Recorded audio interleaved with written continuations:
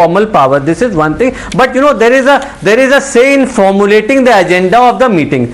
One thing, Indonesia spent around $33 million of exchequer's money to in 1 year of okay, showcasing their own country, and we are also going to spend, I think, more than that. So we should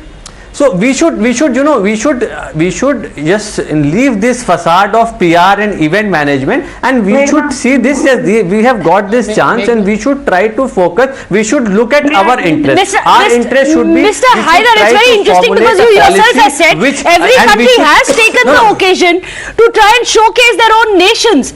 Why should India be any different? But Sanju Verma, I have a question for you, and I'm going to take across what Mr. Chaudhary had said to you. Let's not deny. Can we deny the political link? I expect India is the biggest democracy in these G20 countries. We would have been the first one. Which is why we also perhaps have the greater responsibility. Greater responsibility for us also to debate it. Build consensus among the member nations. So let me take those questions across. IMF, World Bank, WTO. Let me take those questions across to Sanju Verma. I put those questions. Sanju Verma, can BJP deny the link to elections, as Congress as well as SP have said that they have linked it to elections? For instance, you had Prime Minister Modi gifting a Patan Patola dupatta of Northern Gujarat to the Italian Prime Minister. He gifted a Pithora artwork to the Australian Prime Minister. He gifted US President Joe Biden a Kangra miniature painting from Himachal Pradesh. All of that, interestingly, right ahead of these states going into poll. Is the opposition absolutely wrong that BJP does use every occasion to try and maximize its own poll prospects in upcoming elections? Meghana, I don't wish to sound offensive, but first let me tell you, Kamru Saman Chaudhary said Sanju Verma is behaving like an ostrich. Even my work critics know that I am not an ostrich is nothing, and if I am an ostrich, Mr. Kamru Saman Chaudhary, you are Elvis Presley, but unfortunately you are not. So let's stop making odious comparisons. Now coming to your important question, Meghna, let's be very clear. Even if India had not assumed the G20 presidency, the opposition which is bereft of a common minimum program, the opposition which is fractious, everybody from Mamata Banerjee to Rahul Gandhi to Akhilesh Yadav, they cannot win elections in their own state, and they're barely clinging on to power, but they dream and hallucinate of, Delhi ki gaddi mein raaj kaise karenge. So issue किसी भी चीज का बनाना ये opposition की फितरत है. Now let me tell you the most important thing. If you look at the International Solar Alliance along with France's Emmanuel Macron, that was forged by Prime Minister Modi way back in 2015, immediately 1 year after coming to power as the Prime Minister. Then, if you look at, the missile technology control regime, we actually became a member of the NPCR well ahead of China. I also remember, Meghana, in 2019 at the ASEAN Summit in Bangkok, India refused to be a member of the RCEP, Regional Comprehensive Economic Partnership. And I remember all these people sitting on your panel who I debate with on umpteen occasions said, RCEP join nahi karke India ne बहुत they've really taken the economy ages back. And today, actually, even leftist academicians who don't hold Modi's high regard, they are grudgingly admitting that by not joining the RCEP, we did a super thing, because joining the RCEP would have meant. So you're saying it's not linked to the elections? Not linked to the elections? All these decisions taken, not related to decisions?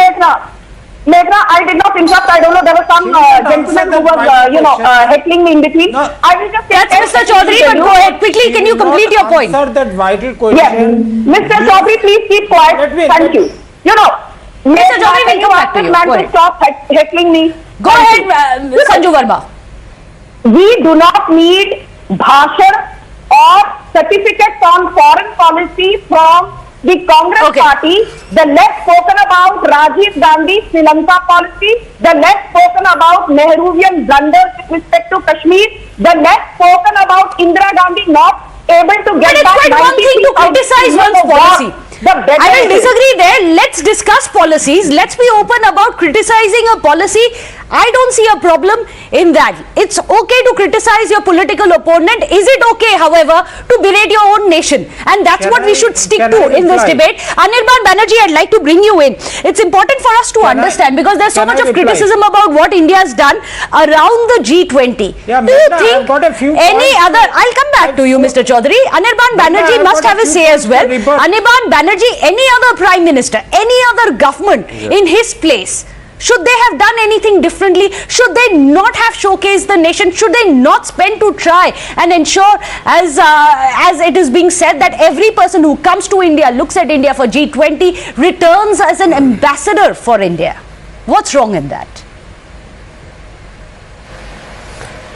See, the steps taken by the India government, which is led by the BJP right now, of course, in this G20 summit, it actually exposes very severely the inferiority complex of the party, that is the BJP. Because in spite of all the ballyhoo around the BJP being the largest, biggest party in the world, it is actually on very thin ice when it comes to domestic politics within India.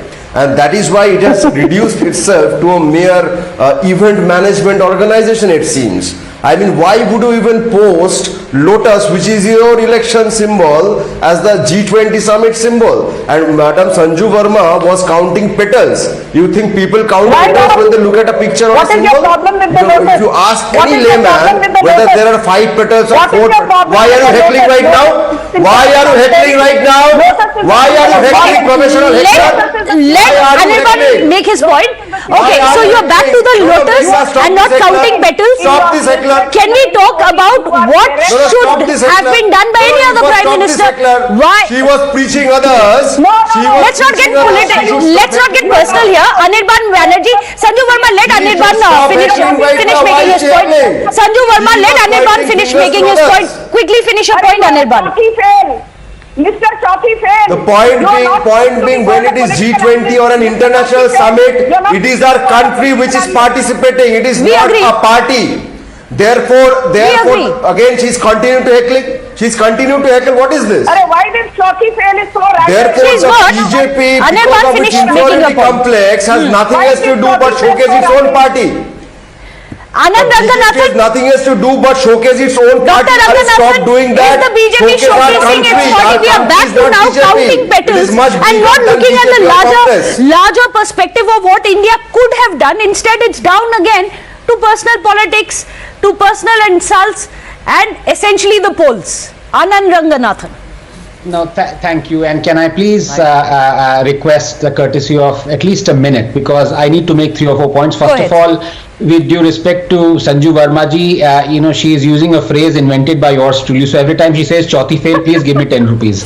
But as far as Anirban Da is concerned, I am shocked, because Anirban Da, what is our national flower?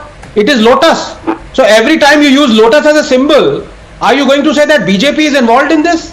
I mean, is the BJP headquarters the Lotus Temple in Delhi? Number 2, ये मैं अब्बास साहब की बहुत कदर करता हूँ, SP से जो हैं, ये कह रहे हैं कि इंडोनेशिया ने $30 मिलियन स्पेंड किया इस पे। मैं आपको बता दूं, जो सफाई में एनुअल सफाई महोत्सव होता है, मुलायम सिंह जी के बर्थडे पे होता था, 334 करोड़ रुपए स्पेंड करते थे हॉलीवुड बॉलीवुड से बुला के एक्ट्रेसेस को, और आप और मायावती जो बीएसपी में थे, सबसे ज्यादा क्रिटिसाइज आपने किया था। तो पहले अपने गरीबान में झांक के देखो। नंबर 2, मैं आपके माध्यम से मेघना ये कहना चाहता हूं अब्बास साहब से कि इंडिया की Muslim population 11% of the world Muslim population है। आपने क्या कभी कहा कि India should also be allowed to be a member of Organisation of Islamic Conference? बार बार पाकिस्तान हमें अंदर एंट्री के लिए मना करता है। आप एक कमेंट अपना बता दीजिए जहां पे आप कहें कि India should be member of OIC. जब इंडिया के हित की बात आती है तब आप पीछे हट जाते हैं, जब इंडिया आगे बढ़ रहा है तो आप क्रिटिसाइज कर रहे हैं। अब्बास साहब, ये गलत बात है। प्लीज, मैं आपकी कदर करता हूं, लेकिन प्लीज आप ये आंसर करिए। Abbas, either go ahead. No, can I just respond? Can I just respond? See, one thing, we are going to form the agenda of G20 this year. So I expect as a citizen of this country that we should not let China, come to India. We should not let Chinese Premier Xi Jinping come to India because they have illegally occupied 34,000 square kilometers of our territory. This is what my aspiration as an Indian citizen is. I mean, at a time. Please give Dr. Rangana. No, I have not said this. I have not said this. I am expecting my Prime Minister to show la to Chinese Premier. This is what I am expecting. I am expecting that if we are spending $33 million more than that amount on the G20 summit, at least let not China come here, who has illegally occupied our territory. If Ukraine, who's not a member of G20, have let not attend any of the meeting of G20, why can't the intelligence of our viewers as well. Our viewers will understand if you are not answering to specific questions. Anand Ranganathan asked you a direct question, आप उस पे बोलिए, सैफे महोत्सव पे बोलिए. Abbas साहब, $30 million is 240 crores. You spent 340 crores on a festival where you invited Bollywood actors and actresses to dance. Is that not a publicity stunt? This is the amount that Indonesia will spend. I'm not talking about the Indian amount. This would be 3-4 times higher at a time when India's foreign debt has increased 8.2% in just 1 year. It has reached 62,000 crore mark in just 1 year. Abbas Haider, so much amount. We gave you the time to answer specific charges. You could have done your party a good deed by answering them. You don't want to. You want to dodge it? Okay, fine. Sanju Verma, you had a point quickly. Let me bring in Sanju Verma. She had a point. Hopefully she will answer some of the direct questions. Let's not go round and round. Sanju Verma, come in. Forget about past. Sanju Verma, forget about past. Please, may I come in now? Yes, Sanju Verma, go ahead. Waiting for this presidency from past 18 years. हो गया अब्बास हैदर जी, आपको जो पूछा आपको बोलना नहीं था, आप संजू वर्मा को सुनना नहीं है, सुन तो लीजिए. Sanju Verma. Okay.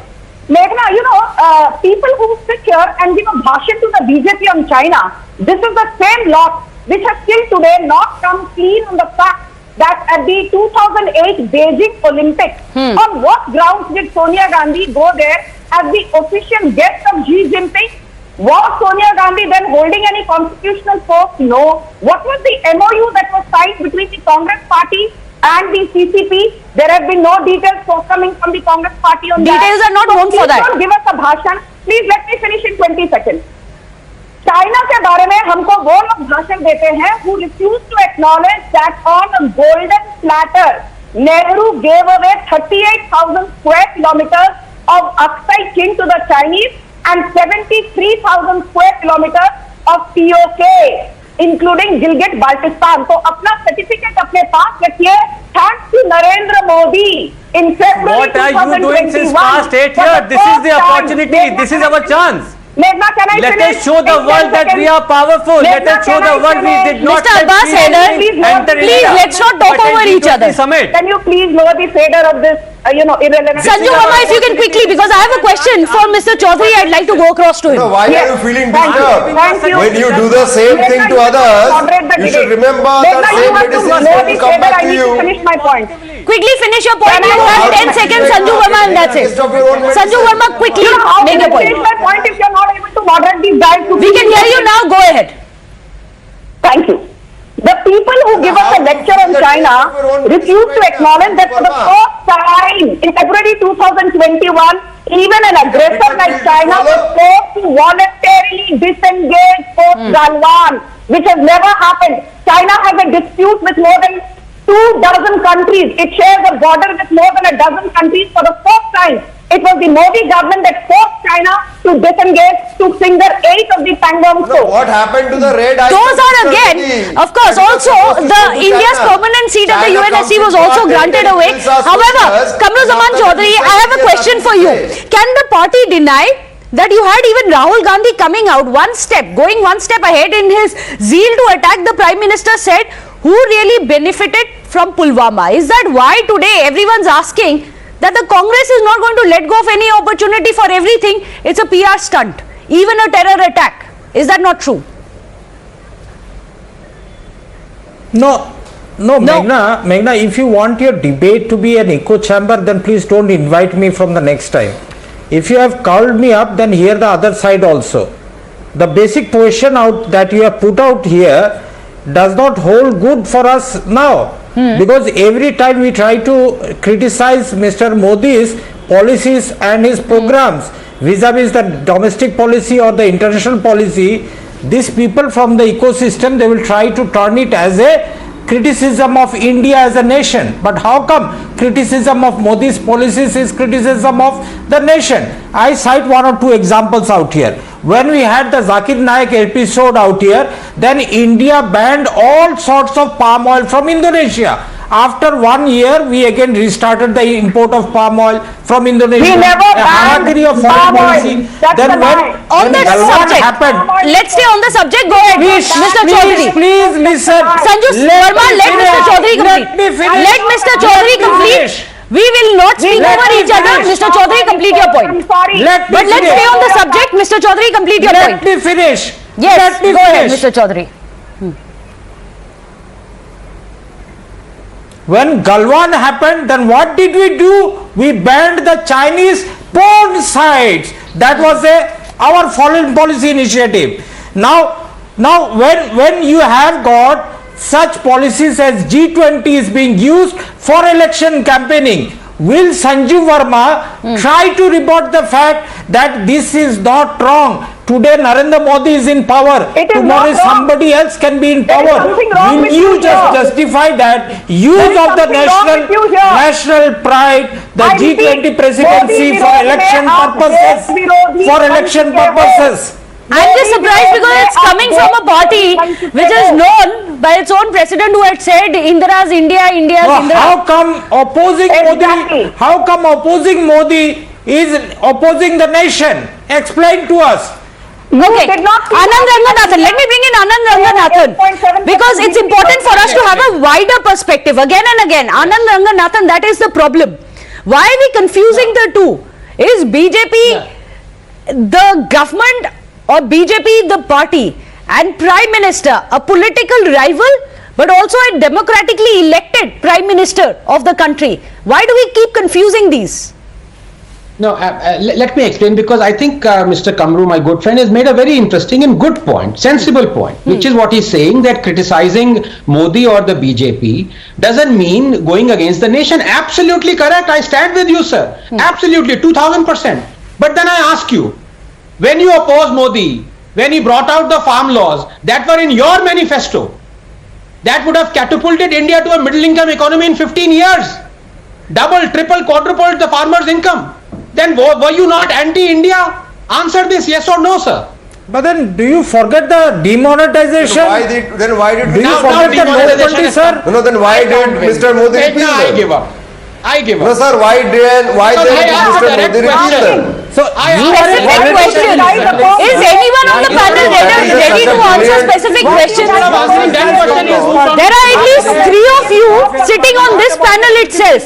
For all of those who say it's a lopsided, let me also point Yes. out there are 2 people lopsided, who are yes. trying to put out how India should be showcased, and there are 3 of you who are confusing, it seems, what India's Yes. agenda is and what BJP's agenda is. Meghana, 10 seconds. Anirban Banerjee, that has been one of the biggest problems. not confused. No one saying You are don't criticize the confusing. Prime Minister. You I are began the show by saying, confusing. The BJP yes, you may Hindutva criticize agenda the is Prime not Minister, India's. you may criticize even the policies. No. You have every He is right to not do a so. monarchy. It's very Meghna, different Meghna, to criticize the Meghna, nation. India- Anirban India Banerjee. is not.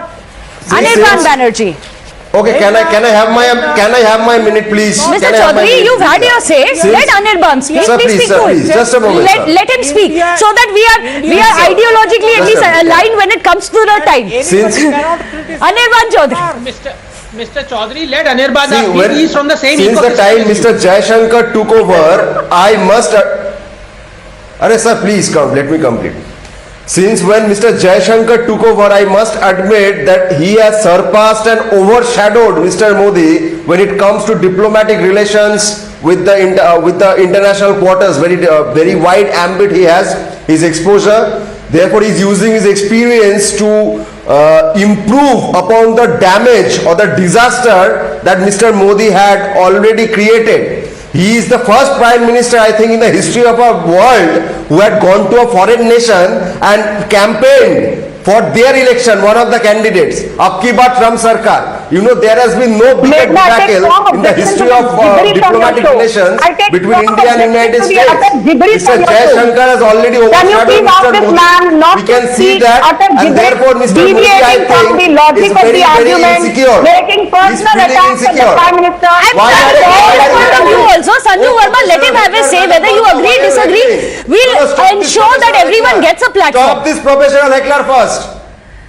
Anirban Banerjee, we have given you the time. So please utilize it. This woman seems to be a compulsive heckler. You want to spend your time criticizing Sanju Verma. Again, you want to criticize one person who have a national stage. Make your point. Make your point. Modi.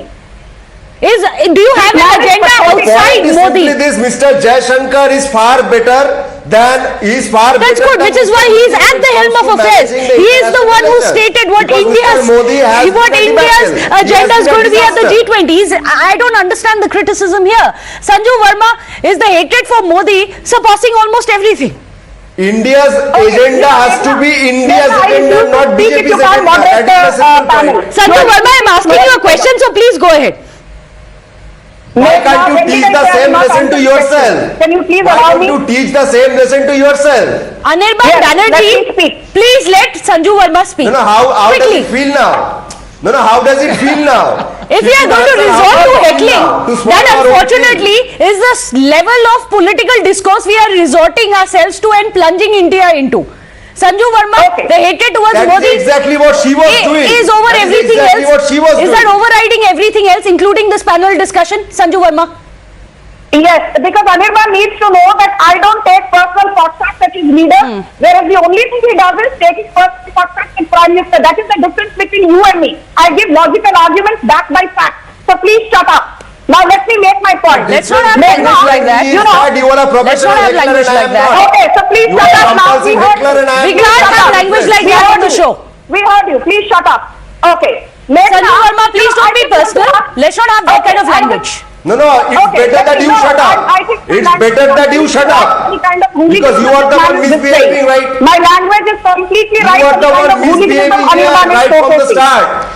You know, perhaps that's the problem. We are running out of time in this show, and that has been one of the biggest problems. In the cacophony of politics somewhere, the larger projection of India as a world power, which gets undermined even back home, has been one of the biggest problems in Indian politics. Unfortunately, we are running out of time. I'd like to thank our panelists for joining us here on the show. Hopefully, it is something which is going to be reflective of what has been happening in Indian politics. Yes, there are elections, but should elections and the prospects for elections take precedence over everything, including India? Perhaps it's time to introspect. But let's move on. This is the next big story that we are getting for our viewers here on India Upfront. Well, Delhi's Jawaharlal Nehru University, one of the most premier universities in the nation as well as Asia, has once again, however, been in the eye of a storm. Well, this after anti-Hindu slurs were splashed across the walls in the university. You can see those on your screens. More specifically, they were derogatory slogans which were written about Brahmins and the Banya community. Not only did the graffiti threaten, but also said that Brahmin Banyas should leave the campus and that we are coming for you. Some of the more menacing slogans threaten that there will be blood, and those upper caste people who are Brahmins and Banyas should leave India altogether, or else we will avenge it. Now, these are the words. You can see that on your screens for yourself. This is a premier university of India, remember. The university authorities have issued a statement condemning the incident and blaming unknown elements behind the defacement of the campus. An inquiry into the incident has also been ordered. But the professor, who was one of the victims of this hate, he had these slogans splashed on his office also. He says there's a deeper malaise, an ideological war where the left ideology has captured JNU and is now propagating this visceral hate against Hindus. The left has of course denied it and saying that this is just a reading of the BJP and it is actually a BJP conspiracy behind the entire episode. So while the perpetrator of this is still unidentified, the question then arises is, who says that India is a republic of hate? Will those people now speak up against this blatant demonization and threat to a caste-only because they are perceived as privileged. Listen in to the professor who was made a victim of these casteist slurs. ये जो भी हुआ है वो गलत हुआ है। मेरे कमरे पर लिख दिया गया गो बैक टू शाखा। अरे भाई, मैं राष्ट्रीय स्वयंसेवक संघ का कार्यकर्ता हूँ और बाल्यकाल स्वयंसेवक हूँ, तो मुझे दोबारा शाखा में जाने की जरूरत नहीं है। मैं शाखा का स्वयंसेवक हुई, मैं जाता ही हूँ। ठीक है, आपने वो लिखा, एक महिला जिसको पहले आपने बंधक बनाया था, पूरा एक दिन, पूरे 2 दिन लगभग उसको बंधक बनाए रखा, उसको लिख दिया कि गो बैक टू शाखा। तो ऐसा मत लिखिए, पब्लिक प्रॉपर्टी को खराब मत करिए। आपका वैचारिक मतभेद हो सकता है और वो हमारी देश की खूबसूरती भी है, लेकिन उसके चलते विश्वविद्यालय का माहौल खराब करना, विश्वविद्यालय में एक हिंसक वातावरण का निर्माण करना, ये किसी भी अर्थ में ठीक नहीं माना जा सकता। देखिए, देश को तोड़ने के लिए जेएनयू एक शिक्षा का मंदिर था, लेकिन टुकड़े टुकड़े गैंग ने जेएनयू को देशद्रोह का केंद्र बनाने की पूरी कोशिश की और टुकड़े टुकड़े गैंग और गजवाए हिंद की कल्पना करने वाले लोग जो भारत को इस्लामिक स्टेट बनाना चाहते हैं, ऐसे लोग बहुसंख्यक हिंदुओं में दरार, मतभेद पाटने के लिए ये स्लोगन लिखा है। मैं मानता हूं कि आने वाले दिन में बहुसंख्यक समाज को कोई तोड़ नहीं सकता। भारत में जब तक बहुसंख्यक समाज है, लोकतंत्र भी तभी तक मजबूत है। जेएनयू की दीवारों पर जो बनियों और ब्राह्मणों के विरुद्ध नारे लिखे गए हैं, ये बहुत घातक हैं। ब्राह्मण ने इस देश की धर्म और संस्कृति को जिंदा रखा, उसी प्रकार से बनिया ने भी इस देश के व्यापार में अहम भूमिका निभाई है। ये किसी साजिश का हिस्सा लगते हैं। And whatever, even if you believe in caste system is a separate story, but using words in any derogatory manner or we are all Indians, that's the first and primary goal of this country. It's absolute rubbish because we are not the ones who told these people to use these words in the first place. So the fact these words have been used by the other people and not under any direction, National Conference is basically jumping into protecting the parties and the people who have used these words. So let me go across to our panelists. Joining us, Sanju Verma, BJP's national spokesperson, Dr. Anand Ranganathan, an author, is here on our show. Kamruzaman Chaudhary of the Congress is here, as well as Professor Dinesh Varshney. Hopefully we are going to have a fruitful conversation and stick to the points in our replies. I'm going to start, of course, with Professor Varshney. Where is the left's famed ideals of inclusivity and equality when specific communities, specific castes are now being picked up and targeted in this manner? Is this social justice?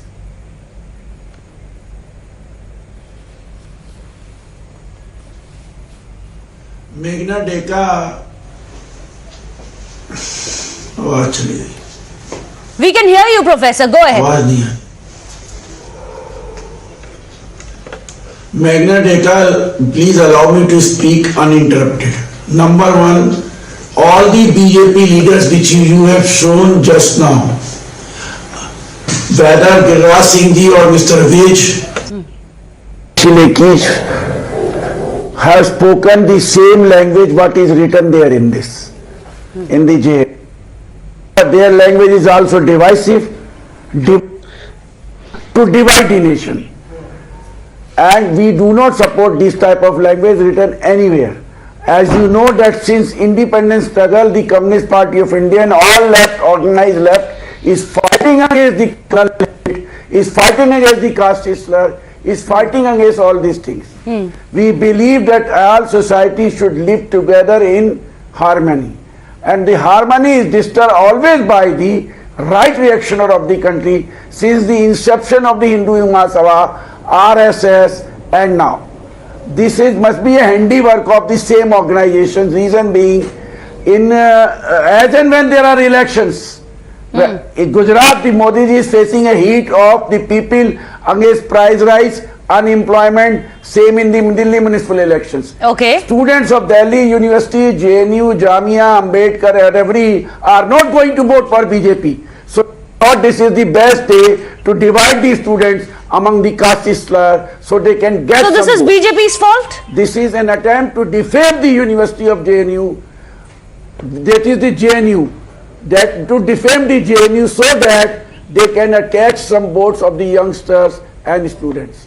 I'd really like to know on what basis that you've already decided, because as far as I know, with my limited understanding of what the police has found, so far it's unidentified. But Dr. Anand Ranganathan, we just heard the professor right now. We just heard the professor who was made a victim of this casteist slur. And he said that there is a deeper malaise, an ideological war where the left ideology has captured. JNU is now propagating hate against Hindus. And Dr. Ranganathan, I'm coming to you because you're also an alumni from that university. What's happening there? Just to slightly correct you, I'm not an alumni. I'm actually a professor there right now. I beg your pardon. I thought you also are from that, but okay, go ahead. You're a professor. Yes, I was never a student there, although my age might suggest that I'm an undergraduate there. No, but Meghna, there are a couple of points I want to make. First of all, it's a very serious issue, and I'm absolutely appalled and disgusted that this kind of vandalism has been again brought upon my own university. And I just want to say this. Just replace these words Brahmin and Banya with Muslim or Dalit. There will be blood. Muslims, we are coming for you. Muslims, we're going to kill you. Muslim, run away. Can you imagine what would have happened? What would have been the repercussions? Washington Post and NYT would have set up their camps there in JNU and written their column yards, kilometers of articles on this, what is happening in this Hindu Rashtra. Muslims have no place to say. And when you have something for Brahmins and against the mercantile caste, there is absolutely nothing, no outrage. Number two, I'm appalled by Professor Varshney. I respect him a lot, but him saying that this is the doing of some BJP or something, and communists have never been anti-Brahmin. No one has been more anti-Brahmin than the communists. They are also the disciples of Periyar, and I don't want to quote the kind of statements that were made against Sabrimala priests by communist leaders in Kerala. Number two, he is the same professor. Please keep him muted. Thank you. Otherwise, he's already interrupting me. I can read his lips. He's interrupting me. He is the same Professor Varshney who said, when I quoted to him exact figures of 1.5 million Uyghur Muslims being detained by China in concentration camps, he said, I am a CIA agent, and all that was American propaganda. So there are ways that the left have deviated from the main issues. A quick word also from Mr. Chaudhary. Now if we look at the way JNU has been progressing, 2016 anti-India slogans which were raised in JNU. 2019 you had JNU councillor Afreen Fatima who was mobilizing students for the anti-CAA stir. Swami Vivekanand, someone who is hailed by everyone in India, especially even where you are coming from and sitting and joining us live from, Kamruzaman Chaudhary, his statue was defaced and they wrote Bhagwa Jalega. Then you had violence in the JNU campus, as we are all aware of. Is JNU becoming a template of split India forces? Is this not splitting, polarizing India? No, Meghna, the first and foremost, the formation of JNU was to have a university where free fall of ideas happen, where new and innovative ideas come out. The people, the community of JNU. No, wait. Don't jump to this conclusion so fast. What I wanted to project out here is that, you know what happened out there, how the anti-Brahmin slogans came up, and all these things. You have to go back a little bit in the history. The radicalization of Indian education system, you need to discuss that in depth. How the satanization of the Indian textbooks happened. How young minds were poisoned. Please condemn this. How young minds were poisoned. May I please? How hate was propagated in the classroom. This is unacceptable. So, what are you saying? You are saying that there is visceral hate and you are actually spewing this hate and using our platform to do that. To talk like this. May I come in here, Meghna? Mr. Chaudhary, may I come in? Sanju Verma, we cannot have statements like this. Talking about hatred about specific communities. And we cannot endorse that selectivity. Sanju Verma. You know, Meghna, I am accused of butting in. You had an example I have of kept quiet, Karnataka but I can already where the see professor that, was- We'll be forced to mute everyone's fader who tries to disrupt. So, Mr. Chaudhary, please non-vegetarian. let others speak. Kamru Zaman is itching to interject. Sanju Verma, please go ahead. Yeah, I hope you muted Kamru Zaman, who is itching to interject. Thank you, Meghana. Meghana, let's be very clear about the fact that JNU is a very reputed organization, and I tell you, whether you look at the Mahishasur Martyrdom Festival, which they wanted to celebrate in 2016, Smriti Irani even spoke about it on the floor of the parliament. They actually said that, Durga tricked Mahishasur into marrying him and then killed him. This is the level of discourse in one of the premier institutes. Then in 2020, I remember the date, 6th January 2020, IC Ghosh, who last year fought on CPM ticket from Jammuria constituency in West Bengal, she was ranting and raving, saying कि I don't have any political affiliation. कभी इधर बैंडेड लगाकर घूमती थी महिला, कभी इधर लगाकर मैडम बैंडेड घूमती थी. The point I'm trying to make, without belittling the entire discourse, is that the problem is not so much with the students who engage in violence. The problem is not also with the victims. It could be teachers who keep quiet. The problem is with the so-called intelligentsia, which gives intellectual cover fire to these leftist elements who have clear political leaning, clear ideological discrepancies. और जब कुछ नहीं मिलता है, the simple scapegoat is कि BJP को blame कर दो, ABVP को blame कर दो, दिल्ली पुलिस को blame कर दो. If Delhi police comes into the campus, they say, अरे campus की harmony तोड़ दी है. If they do not take action, these people say Delhi police is quiet. So the fact is, students need to study, teachers need to teach, but please do not be a hypocrite. At the end of it, the problem here is, to put everything into perspective, the problem is, in a place like JNU or any other university, we expect a free flow of thought, of debate, of ideological discussion, and that is critical for any advancement of a society to have its youth question and debate. However, what is not acceptable, categorically not acceptable, to have something like there will be blood. Brahmins, stay out, we will avenge. We must agree that it's important for us to at least introspect as to what's happening in one of the most premier institutes of India, and if that is acceptable to us to have this kind of visceral hate being spewed, and those who are silent refuse to condemn, are they actually emboldening it with their silence and perhaps even tacit backing? Thank you so much. We are running out of time, everyone, for joining us here on the show. That's it for me here on India Upfront.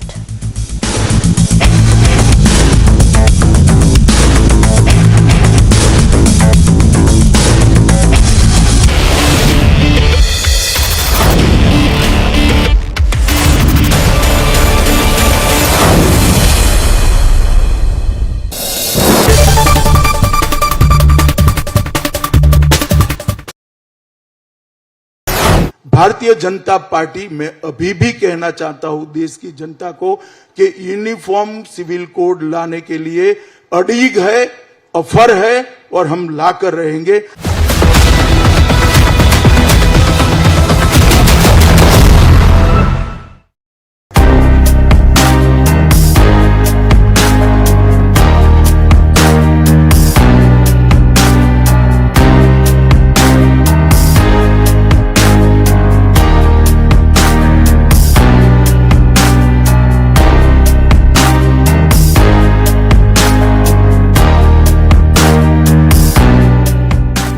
देखिए, uniform civil code निश्चित रूप से भारतीय जनसंघ से लेकर Bharatiya Janata party की हमारी यात्रा का, आज तक की हमारी राजनीतिक यात्रा का एक वादा रहा है देश की जनता से।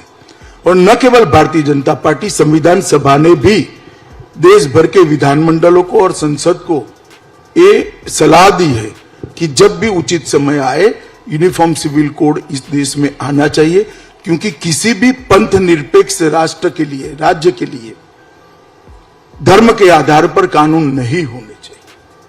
अगर राष्ट्र और राज्य पंथ निरपेक्ष है तो धर्म के आधार पर कानून कैसे हो सकते हैं? हर धर्म के मानने वाले के लिए एक कानून होना चाहिए जो देश के विधानमंडल और देश की संसद पारित करे। परंतु over a period of time सबने संविधान सभा के एक कमिटमेंट को भुला दिया। भारतीय जनता पार्टी के अलावे आज कोई पार्टी यूनिफॉर्म सिविल कोड के पक्ष में नहीं है, ना बोलते हैं। हाँ, हिम्मत कम होगी तो विरोध नहीं करेंगे, मगर ये नहीं कहेंगे कि हाँ लागू करिए, हम आपके साथ खड़े। हम लोकतंत्र के अंदर है, लोकतंत्र के अंदर एक स्वस्थ बहस जरूरी है। जब इतने सारे राजनीतिक दल का एक अभिप्राय हो और मेरे राजनीतिक दल का दूसरा अभिप्राय हो, मनसा चाहे कोई भी हो, वोट प्राप्त करने की हो या जो हो, मगर उनका एक अभिप्राय है कि यूनिफॉर्म सिविल कोड अभी नहीं लाना चाहिए, तो इस पर एक स्वस्थ और खुली बहस की जरूरत है। तो भारतीय जनता पार्टी ने जहां जहां भारतीय जनता पार्टी का शासन है वहां 3 राज्यों में अब तक, हिमाचल, उत्तराखंड और गुजरात में, हमने एक पैनल बनाया है और पैनल सुप्रीम कोर्ट के रिटायर्ड जज और हाई कोर्ट के रिटायर्ड चीफ जस्टिस की अध्यक्षता में बनाए हैं और सारे दल, समाज जीवन के सारे लोग और सभी धर्म संप्रदाय के लोग उनके सामने अपना अपना पक्ष रख रहे हैं। उस पर जो एडवाइस आएगी इसके आधार पर हम काम करेंगे और स्वाभाविक रूप से इस प्रकार के शिखर सम्मेलन और इंटरव्यू में भी इस पर एक स्वस्थ बहस छिड़ी हुई है, तो देश की जनता को भी मन बनाने में इससे बहुत बड़ा मदद मिलता है। भारतीय जनता पार्टी में अभी भी कहना चाहता हूं देश की जनता को कि यूनिफॉर्म सिविल कोड लाने के लिए अड़िग है, ऑफर है और हम लाकर रहेंगे, परंतु सारी लोकतांत्रिक। Prime Minister Narendra Modi holds a second road show in Ahmedabad ahead of polls. He also offered prayers at Ma Bhadrakali temple. UP CM Yogi Adityanath to lead the UP delegation to Davos for World Economic Forum meet next month. He will be the first CM from the state to attend the meet. BJP appoints former Punjab CM Amrinder Singh and Sunil Jakhar as members of its national executive.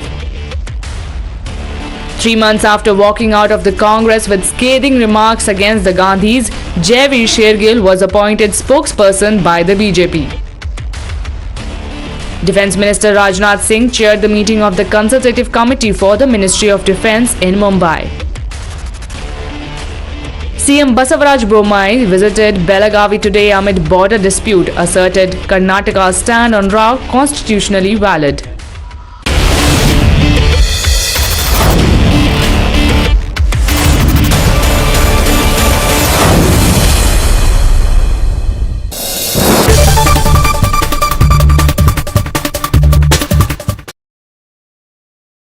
Salve, we are talking about transparency. Do you believe the government too needs to be transparent? For instance, if it chooses to return a file to the Supreme Court, collegium of a judge who has been nominated or cleared for appointment, should the public also not know why the file is being returned? To take this a step further, should the IB report and the background checks, etc., made public? Should it work the other way also? This whole process, quite frankly, and if I may not mince my words, this whole process has become pretty hopeless. I'm sorry to say so. Today, the IB gives a report. Today you ask a person to become a judge. You ask the IB to report. The IB reports partly gossip. Do you want that to come in public domain? I don't want my personal life to come in public domain. I may not even want to be a judge. So this whole process, this whole system is incompatible with transparency. Let me tell you 3 reasons. First of all, and this is my firm belief, all judicial institutions hear cases in public, recess into their chambers and deliver judgments. What goes on inside chambers is never, ever the subject of public scrutiny. And if somebody was to ask a judge in your meeting, when you arrived at a consensus or dissent, what did you discuss? It would be the worst form of contempt, because you're trying to undermine the judiciary. You're trying to interfere with the process by which this beautiful system works. So the judiciary's transparency is the judiciary speaks through its judgments, and that's the transparency. What judges discuss once they go into their chambers has to be protected. Here is a function where the judges are trying to come into public domain. You want one judge to pass comments on a sitting colleague in the High Court. I don't think that's the right thing to do. 3 judges or 5 judges consider the appointment of of a judge to the Supreme Court. I am not going by the gossip you've heard of what discussions take place. I am telling you on a principle, please consider. One of the judges may say, frankly, I think his judgments are third rate. You want that to come in public? The person is a sitting Chief Justice. You are considering his name for the Supreme Court. This is a process which has to be fundamentally different. If you have this kind of a tension between the government and the judiciary, and we have seen that the government says on the one hand, you've reduced us to a post office because the last word is with you. Many times, late Mr. Jaitley used to say, don't blame me, I'm the post office. I receive the file, I send it to the High Court, I get the file, I send it to them. In a situation like this, who takes responsibility? It's the court which has to today take responsibility. And in that, I don't think this system is compatible with the kind of transparency which you must have in the appointment of judges.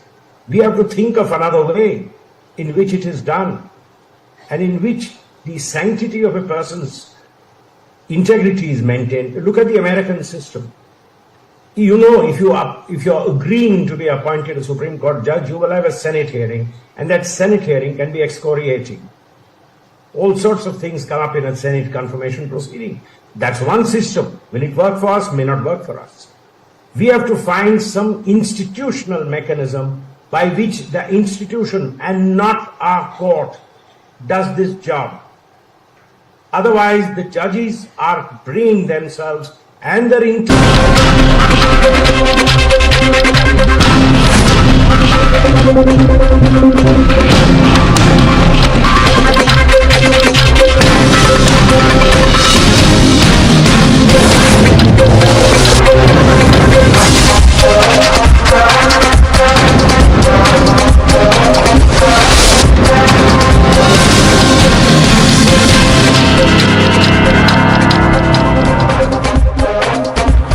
Good evening, ladies and gentlemen. The world order has already changed. India is no longer a country that is dictated by global players.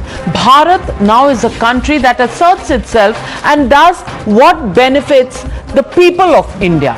From leading Quad from the front to setting the G20 agenda, world leaders standing with a decisive and inclusive Naya Bharat is proof of our rising stature as a country.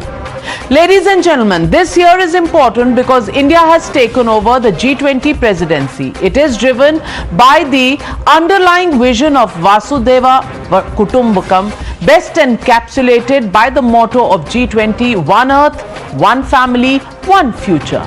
It's a watershed moment in India's history as it seeks to play an important role in finding pragmatic global solutions for the well-being of all. But some are not able to digest India's power status. Congress today once again branded Prime Minister Modi as an event manager and asked why is everybody hyped at the G20 presidency as it's no big deal. Jairam Ramesh, General Secretary and media in charge of the Congress party, even called it a high voltage drama. Listen in to the opposition's attack.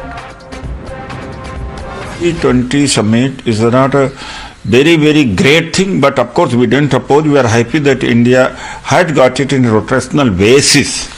It's not an achievement. Earlier countries also had the same thing. So everything is event management for him and making the people fool. चलो तो turn wise होता है, तुम Indonesia से हमारे को मिलेगी, यहाँ से हमारे को जाएगी, लेकिन हमारी परफॉर्मेंस कैसी रहेगी ये समय बताएगा. ये कौन सी बड़ी बात है, हर देश बाई रोटेशन होता है. ये संगठनों का आपस का एक बहुत पुराना स्थापित परंपरा है, तो वही हो रही. अब चूंकि महंगाई पे बोल नहीं सकते, बेरोजगारी पे बोल नहीं सकते, आडवाणी जी ने जो कहा था वो सही कहा है. हमारे चेयरमैन ने जो कहा है मैं उसका अच्छा सा समर्थन करता हूँ.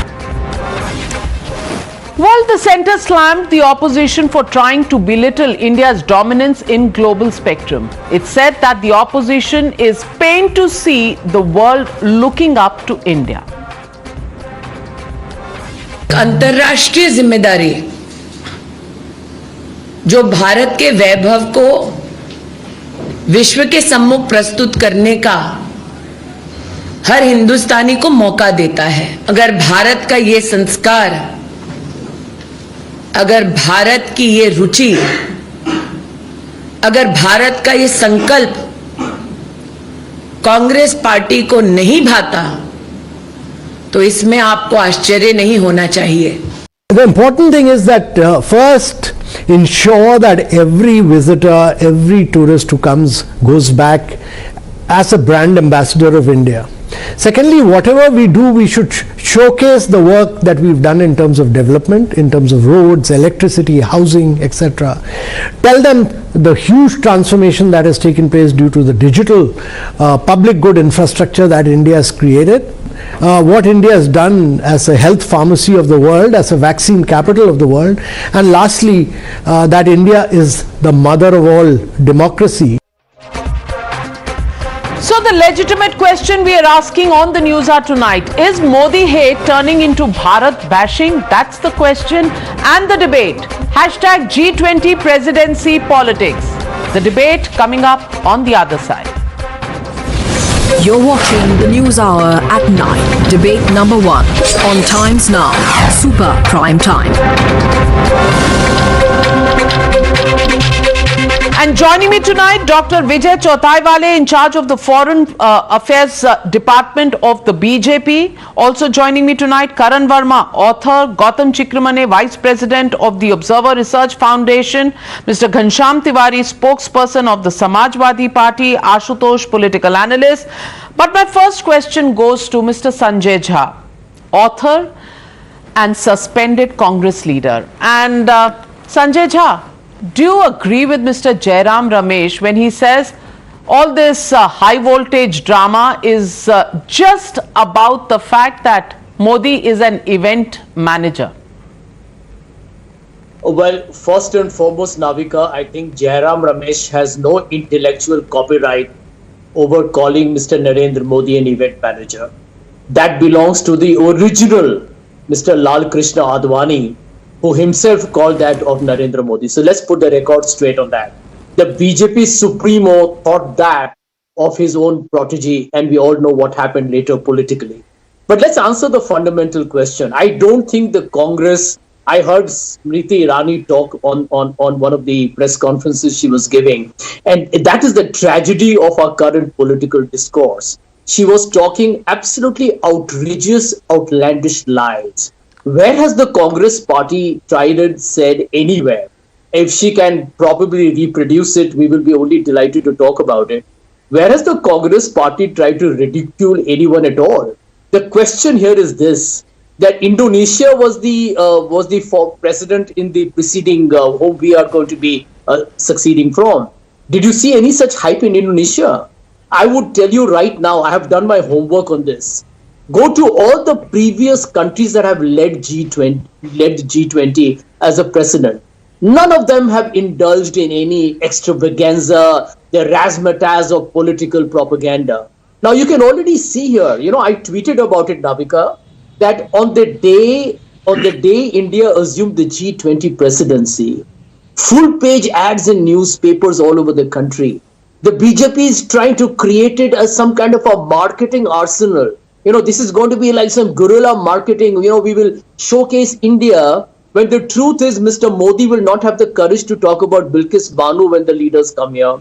He will not have the courage to tell people what is happening in terms of the destruction of institutions in India. He will not be able to talk about what happened to the Morbi footbridge. Everything about this party is only political propaganda, publicity and PR. And if you're going to leverage G20, because in 2024, Sanjay Jha, you are provoking me to intervene, and let me just remind you, 1982 Asiad Games, you remember that? I remember it because as school-going kids, that was the time Color TV came to India, and we saw Delhi's face changing. And you know what Bhuta Singh called it, and he was the chairman of the committee that was looking after it. He called it the Indira Gandhi Games. Now, that can be allowed. Do you think Indira Gandhi actually spoke about the emergency which had just gone by? Do you think Indira Gandhi spoke about Sikhs who were protesting at that point in time? why do you expect, the Prime Minister to discuss Bilkis Bano with the G20 countries? And that's where, comes the observation that Congress ko har baat pe mirchi kyun lagti hai? Navika, Amitabh Kant was right now talking on your show about India being an example of democratic freedom, when he's the man who went on record to say, well, India's problem may be too much democracy. I mean, we can't have such hypocritical rhetoric going on in the public. Talk of hypocrisy. Space. Well, let me make the bigger point. You mentioned Mrs. Gandhi. Let me respond, because I'm a big fan of Mrs. Gandhi, although I concede the emergency was a terrible aberration. Mrs. Gandhi withdrew the emergency, lost an election, came back again. What you have in India since 2014 is an undeclared, unofficial emergency. I think India today is not a democracy, and I think any individual who's perhaps on the side, who's critical of the establishment, is understanding what I'm trying to convey. But the point, Navika, that we need to acknowledge, I have no problem with Mr. Modi marketing himself using the forums that are available to him. But to use the G20 presidency, which is not earned by you, Navika, let me tell you, India has not grown since 2014.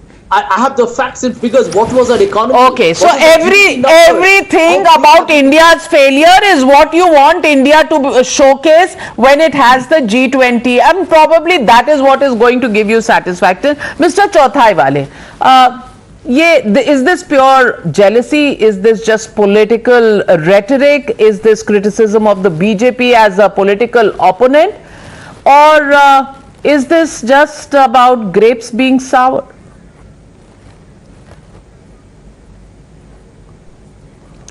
Navika, with all past, present and future congressmen, there are two problems. First is that they don't want to go out of Luton's Delhi, and any program they feel that it should be within 5 kilometers radius of 10 Janpath. India doesn't exist for them beyond that, and Vigyan Bhavan is the only location for them to celebrate anything, official event. Now India is taking this event or multiple events to every part of the country, from Andaman to Arunachal. It is therefore a big slap on their face. Second problem is that they don't, while criticizing Prime Minister Modi and BJP, they suddenly jump into anti-India posturing, and any attempt to show India's rich heritage, India's culture, India's technological advances, and what India as a whole willing to offer, and what world is willing to accept from India. They feel that as long as the credit goes to someone else, it is bad. If the credit goes to them, it's okay, it's acceptable. But if the credit goes to Prime Minister Modi or some other political party, that's bad. So Congress is going through these two very terrible problems, and they will continue to face this problem, and the results will show in future, not very distant, and also in 2024. Well, Gautam Chikramane, let me get you into this debate. Do you think the Congress is pertinent when it says that India is doing an event management and Modi is marketing himself? Or do you think this is an opportunity for India to showcase where India has come? Because many people even today believe that, India is stuck in the time warp where elephants walk on the road. It's a land of, snake charmers. And Taj Mahal possibly the only monument that they remember. And with the fact that G20 takes the opportunity to showcase 100 such monuments, starting from the Shankaracharya Mandir in Jammu and Kashmir to the Srinarayan Temple in Gujarat to Uttar Pradesh to down south, do you think it's much ado about nothing? I don't know, Navika, you have pulled me into a very political debate, and both Jhaji as well as Chauthai Wale ji are friends, and I have really nothing to contribute on the political side. I thought I'll talk economics or the structure, the multilateral nature of G20. The fact that in the process, India will get shown and they'll go to various places and showcase the culture or the geographies and so on, to me is irrelevant. maybe when the next government comes, in case it is not a BJP government, they can drown out all this and just go to some back of the beyond warehouse and conduct the G20 meetings. It's up to them, and I have no opinion on this. What I'm concerned about, and this is a very serious concern, it doesn't just matter to India's presidency, but globally, is that I think G20, from the time it began in November 2008 with the first Washington summit, has gradually been getting distracted.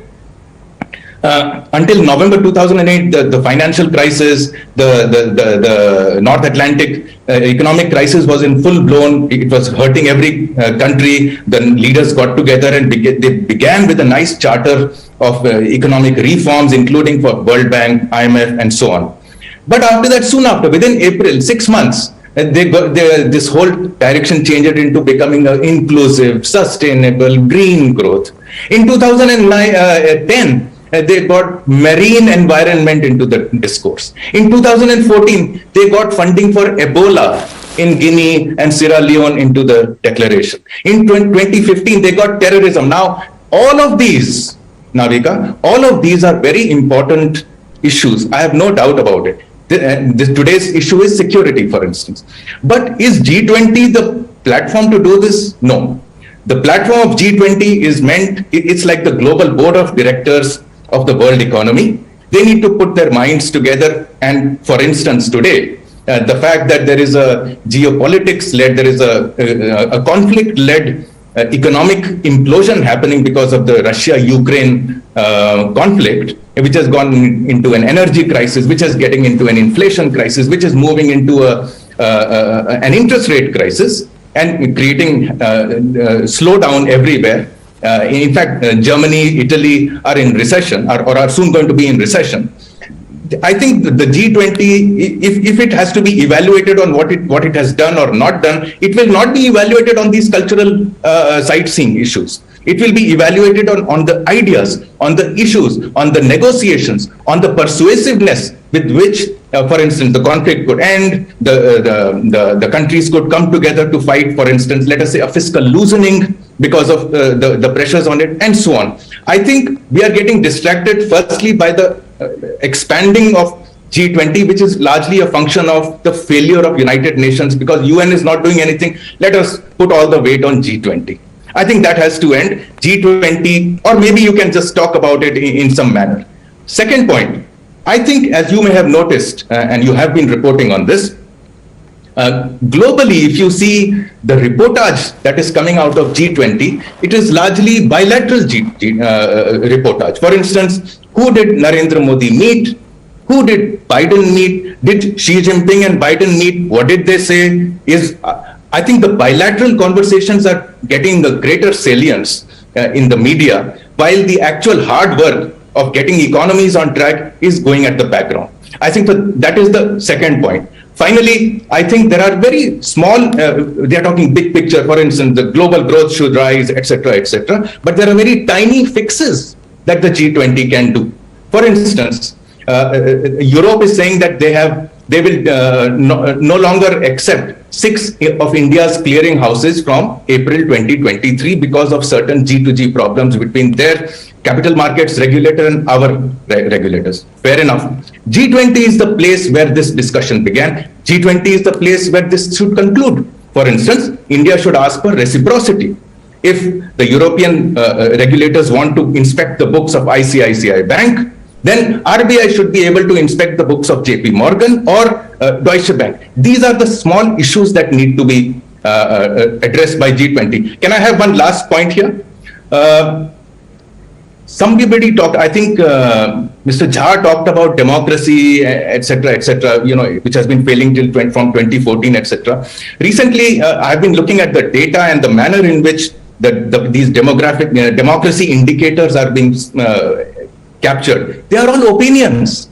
Now, we have no problem. You have your opinion, keep it. It's a free world. It's free speech. India believes in free speech. The fact that you can criticize Modi sitting on this channel is itself, to my mind, an expression of free speech. But when these indicators enter, they infiltrate the World Bank rankings on world governance indicators, for instance. They reduce India's credit ratings. The weight of these, according to a Sanjeev Sanyal recent paper, is as high as 18 to 20%. Now, these are issues again that the G20 needs to resolve. No, but G20, before the G20, Karan Verma, don't you think these issues have to be resolved within India? Because if India's ratings are suffering because internally we are calling this the death of democracy, etc., etc., then clearly the surround sound that is going on is extremely relevant, whether it is for the G20, whether it is to the run-up of the G20, or whether it is to solve issues of India being a destination for economic activity and investments to come in. So in that sense, do you think this everyday shooting of Narendra Modi and his steering of this country is really helping matters? Oh, not at all. I think it's in very bad taste, and Navika, cynicism can take you down a very dark path, and nobody epitomizes it better than Mr. Sanjay Jha and the Congress party, who in a bid to detest the Prime Minister, the government of the day, they've started casting aspersions on the country as a whole. Navika, I have to tell you this, there are certain moments when a nation comes together, when their hearts swell with pride and they see it as a moment to showcase their cultural brilliance, showcase their achievements. The Prime Minister summed it up in one line: human-centric globalization. That is the theme of the G20. And it will speak volumes about how India has made great progress in digitization, how UPI has been a great success, how we've managed COVID vaccinations at such a large scale. This is a time for the nation to come together and celebrate. And Jairam Ramesh, when he says he is just an event manager, well, at least he is not an event manager like the Congress, where elections are being held in Gujarat and a Bharat Jodo Yatra is happening in Madhya Pradesh. I am proud that my Prime Minister is an event manager who can mobilize the masses and ignite their imagination and bring them together for a Swachh Bharat. I am proud of my Prime Minister being an event manager who can bring a cultural renaissance in the hearts of the people when he inaugurates the Kashi Vishwanath corridor. I am proud of this kind of an event manager. After all, G20 is going to be a series of events. Of course, it's not just going to be an event, it's going to be an opportunity. And who better than our Prime Minister to speak volumes about our culture? We need someone who can speak. We need someone who has event management skills. So the BJP should wear it as a badge of honor. I think the Congress is going to do self-goal after self-goal till they are totally obliterated. Today they are on the margins of politics in this country. Very soon they are going to be obliterated if this hatred for Prime Minister and hatred for the country continues. Well, so let me ask Mr. Ghanshyam Tiwari. Mr. Ghanshyam Tiwari, I know this, very astute observations by Gautam Chikramani are very important. But Gautam, I want to bring it to the notice of this panel that the common man really doesn't understand all of this. So I'm sure the conversations on economy, the conversations on how to focus on the economics part of the world order is going on, which is why there are several meetings that go on throughout the year. But Mr. Ghanshyam Tiwari, do you not think that if meetings are held across the country, if the Northeast hosts some meetings, if far-flung areas like the Andamans host some meetings, it also opens up that India is not just Delhi and Mumbai. India is also about the nooks and corners. India is also about the Northeast, which has been left out of being a complete part of the mainland of India, and therefore showcasing them also exposes to the world that there are opportunities for investment, for economic growth that exist here. So if the Prime Minister is doing that just for Modi bashing, are you also somewhere or the other bashing Bharat? To you, the viewers, and my fellow co-panelists, the Italian presidency in 2021 focused on people, planet, and prosperity. The Indonesian presidency in 2022 focused on recover together, recover stronger. I gave these two examples to share that across the world, whichever country hosted G20 and led G20 had a global vision in mind, which is relevant to the situation. In the last two G20 summits happened in the backdrop of COVID pulverizing the entire world. This G20 is an opportunity where the world is coming out of COVID. The world still faces the challenge of Russia-Ukraine war. The world faces the challenge of energy security, food security, and it's a crucial time that this leadership has come to in India. And as a result, I think everyone, every citizen, every organization of the country, and every institution of the country must work hand to hand to ensure that India showcases a leadership that the world remembers, that at a time that world wanted to seek thought leadership, technology leadership, financial systems leadership, India was there to demonstrate that.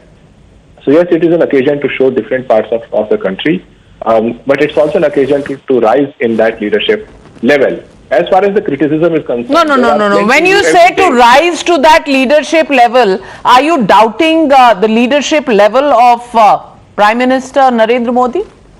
Well, I'm asking to that. Every day in this country, there are people who will quickly, in a false equivalence, say that Modi is India and India is Modi. Well, not one of your viewers believe that.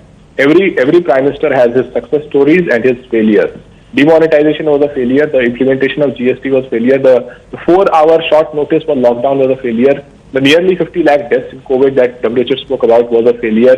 Now the government of India is saying that we are not responsible for vaccine deaths is a failure. The failure of Modi government is for us to discuss every day. And what about India becoming the pharmacy of the world? What about the fact that India vaccinated its populations? What about the fact that 80 crore people were given food, and continue to be given food so that, not going to work or the lockdown or the COVID period did not affect their lives? Would you call them also as failures, or are these achievements that you don't want to look at? Mr. Vijay Chauthaiwale, is there a very selective viewing of what's going on in India that the opposition is looking at? Please allow me to, just 1 second. You intervened before I said that these are issues we can debate every day, but G20 is not about that. And let's talk about what G20 is about. That is where the viewers will, you spoke about how Indians have to connect with the G20 agenda. This debate has to be about that, not about Pradhan Mantri is Modi, Pradhan Mantri Modi ji is India. And my friend, when you in the middle of this bring the question of that leadership has to rise to that level,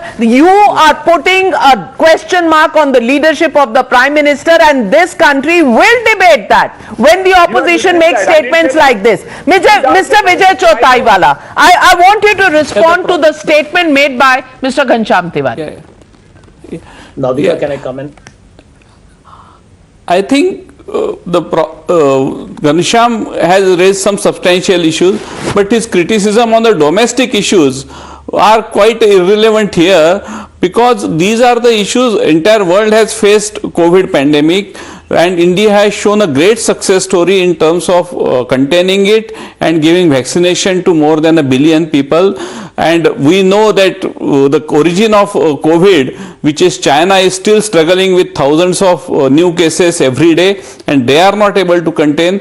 And many people, in fact many global leaders also, have that time praised China, must be now wondering what's happening. So it shows that India can actually face and overcome such difficult challenges, and therefore the leadership of Prime Minister Modi does matter in such difficult situation.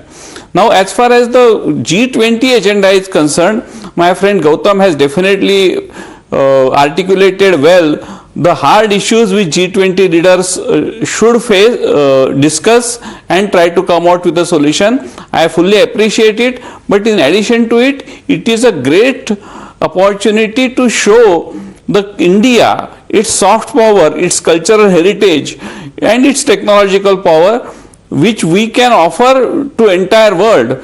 And there cannot be a better opportunity than this, and there is nothing wrong in showcasing such opportunities to the world. And therefore I fully support and appreciate government's effort of having the events across the country rather than confining them only in the borders of New Delhi. Well, Ashutosh ji, I want to ask you this. To minimize the fact that India has got the presidency by saying that, oh, it's just something that comes by rotation, so let's not celebrate it.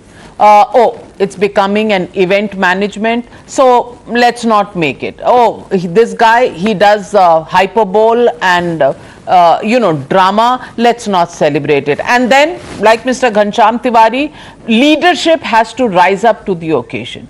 I want to ask you, Mr. Ashutosh, of course, no country can say that it has 100% solved all the issues of the people, all the problems of the people.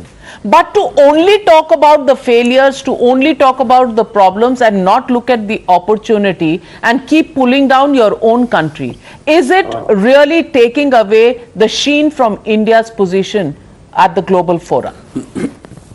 Navika, are we discussing the G20? No. Are we discussing the presidency which India has got? No. What we are discussing today, that any criticism of Mr. Narendra Modi suddenly become the India bashing. I think that's the problem is, and that's a very dangerous mindset, because our constitution provides us all the opportunities and the rights to criticize the prime minister. He's our prime minister, but I can always say that I have a serious question mark about his leadership. Today, the kind of narrative which is being built in the country is similar to what was built about Mrs. Gandhi, that Mrs. Gandhi is India and India is Indira.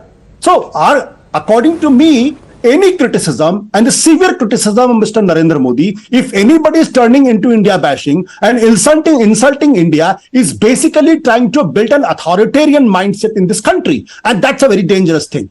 About success of the prime minister, obviously, as the BJP spokesperson has been talking about, he has forgotten that the World Bank has come out with the data and said the 7 crore people have gone below poverty lines, and out of that 7 crores, 5.6, that 80% of the people globally has become poor during the pandemic. Who will take the responsibility for that? Today, day before yesterday, that the GDP has come out. And there are very serious question mark about that. Despite Make in India, where is manufacturing sector? Why the real estate is not growing, getting into the negatives? Why the critical eight sectors, they are not growing?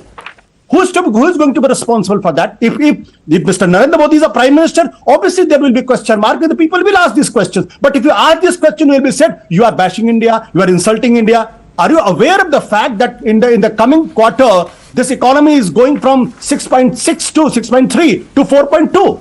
Is it going up or is going down?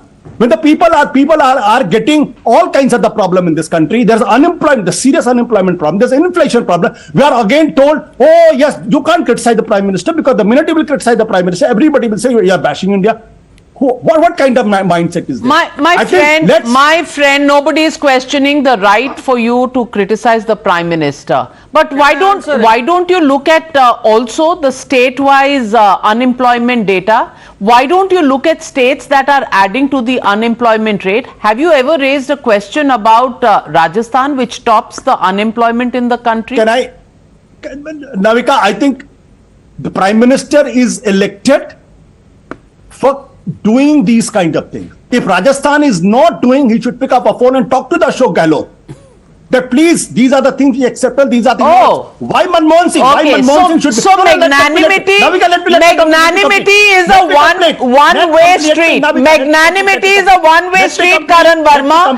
Prime Minister should pick up the phone and tell Ashok Gehlot ji, भाई साहब आपका unemployment इतना high क्यों है, आप बताइए मैं आपकी क्या मदद कर सकता हूँ. और वहां से कांग्रेस पार्टी क्या कहेगी, अरे भाई ये तो इवेंट कर रहे हैं, ये तो ड्रामा कर रहे हैं, ये तो हाइपरबोल कर रहे हैं, इनका तो काम ड्रामा है. So magnanimity is a one-way street. Karan Verma, respond to Ashutosh ji. No, Navika, I haven't finished. No, I think you can go on. I know you can go on for 45 minutes. I have limited time. Manmohan Singh should be credited for the economic transformation. Ashutosh ji, 1 second. Why Narasimha Rao should be given credit for economic transformation? I have no problem in giving.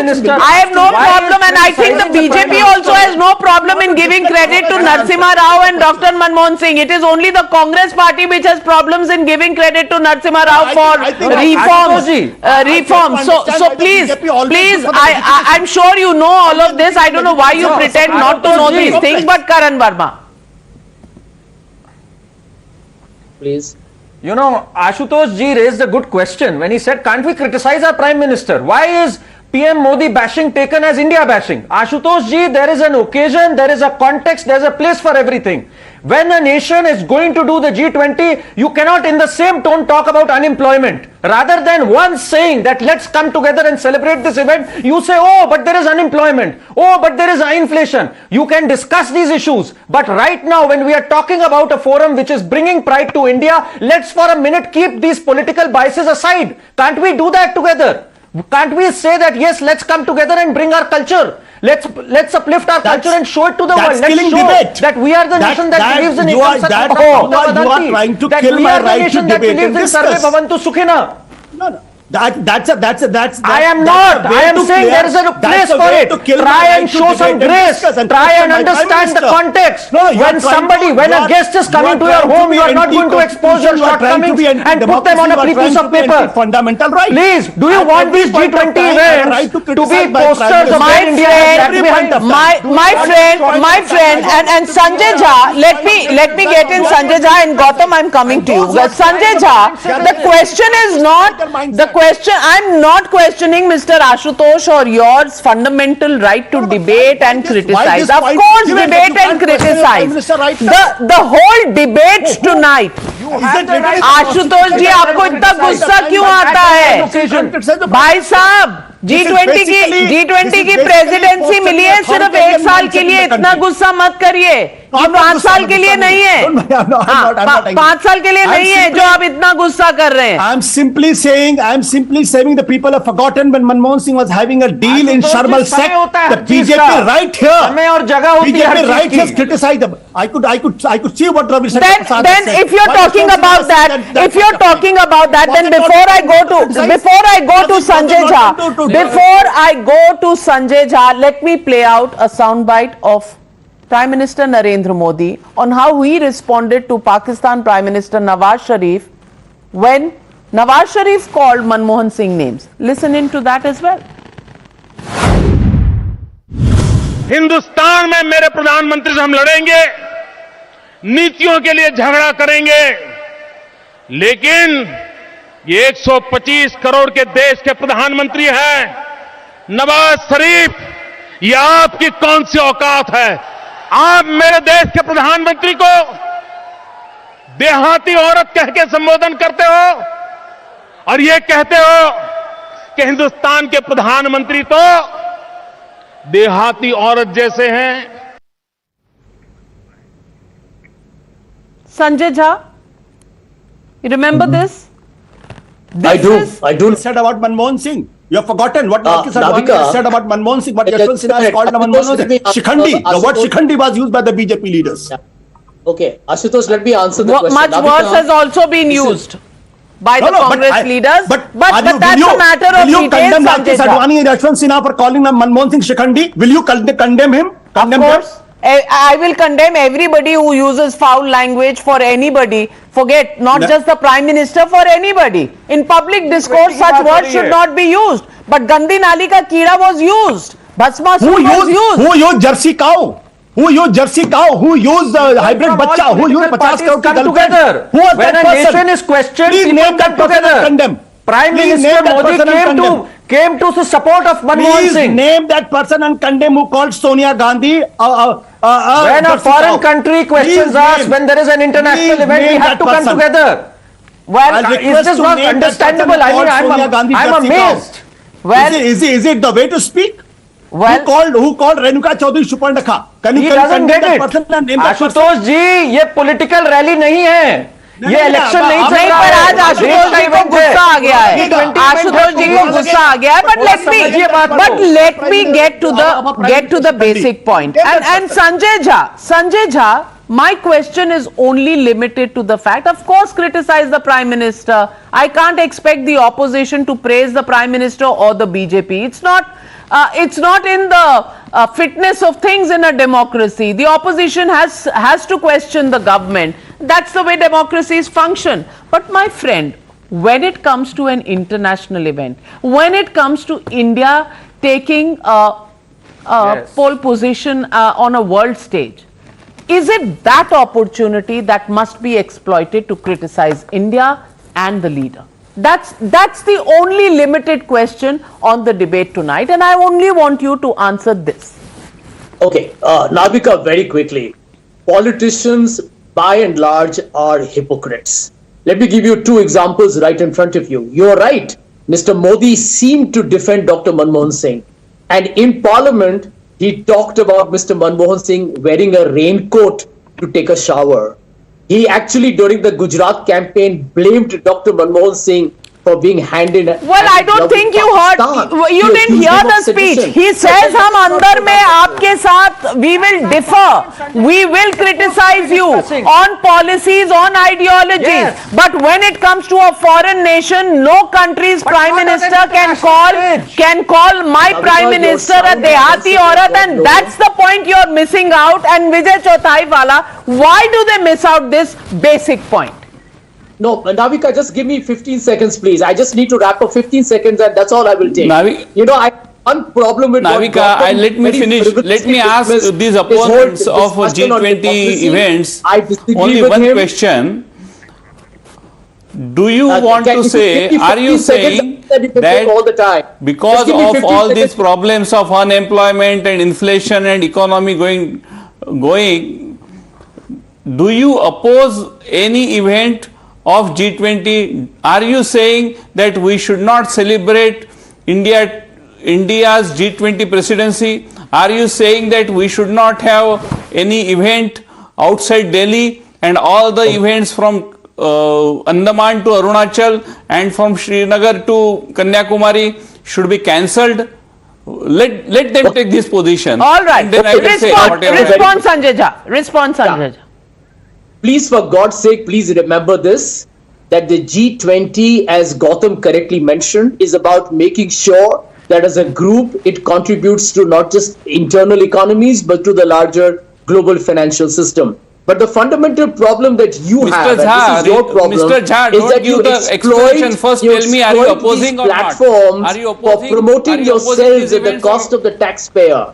You promote the party, you promote the Prime Minister using taxpayers' money, government assets, and you use government Dr. Sanjay Jha, let's pull out all the newspapers and the advertisements that came out every 19th of November, every 14th of November, every 31st of October, and let's look at when the UPA was in power, was the Congress not doing it? वो कहते हैं ना, people who live in glass houses shouldn't throw stones at others. At least on that, let's discipline our political class. But when it comes to India, I'm completely out of time, Gautam. Sorry, I can't come back to you. But when it comes to India and its G20 presidency, of course, constructive criticism can be done. But why just keep pulling down India and this proud moment when India can use it as an opportunity to showcase as a country which can take its economic growth and which can show the development so far? Is that also not allowed by the opposition? It's a question many are asking. Well, on the other side, today JNU saw some graffiti on walls where it was stated very clearly that Brahmins and Banyas should leave the country. Other hate scrolls on the walls of JNU came up once again, and out came on social media Manoj Mundashir, who objected to all of this. I spoke with him. Listen in to what Manoj Mundashir has to say about JNU and the latest development.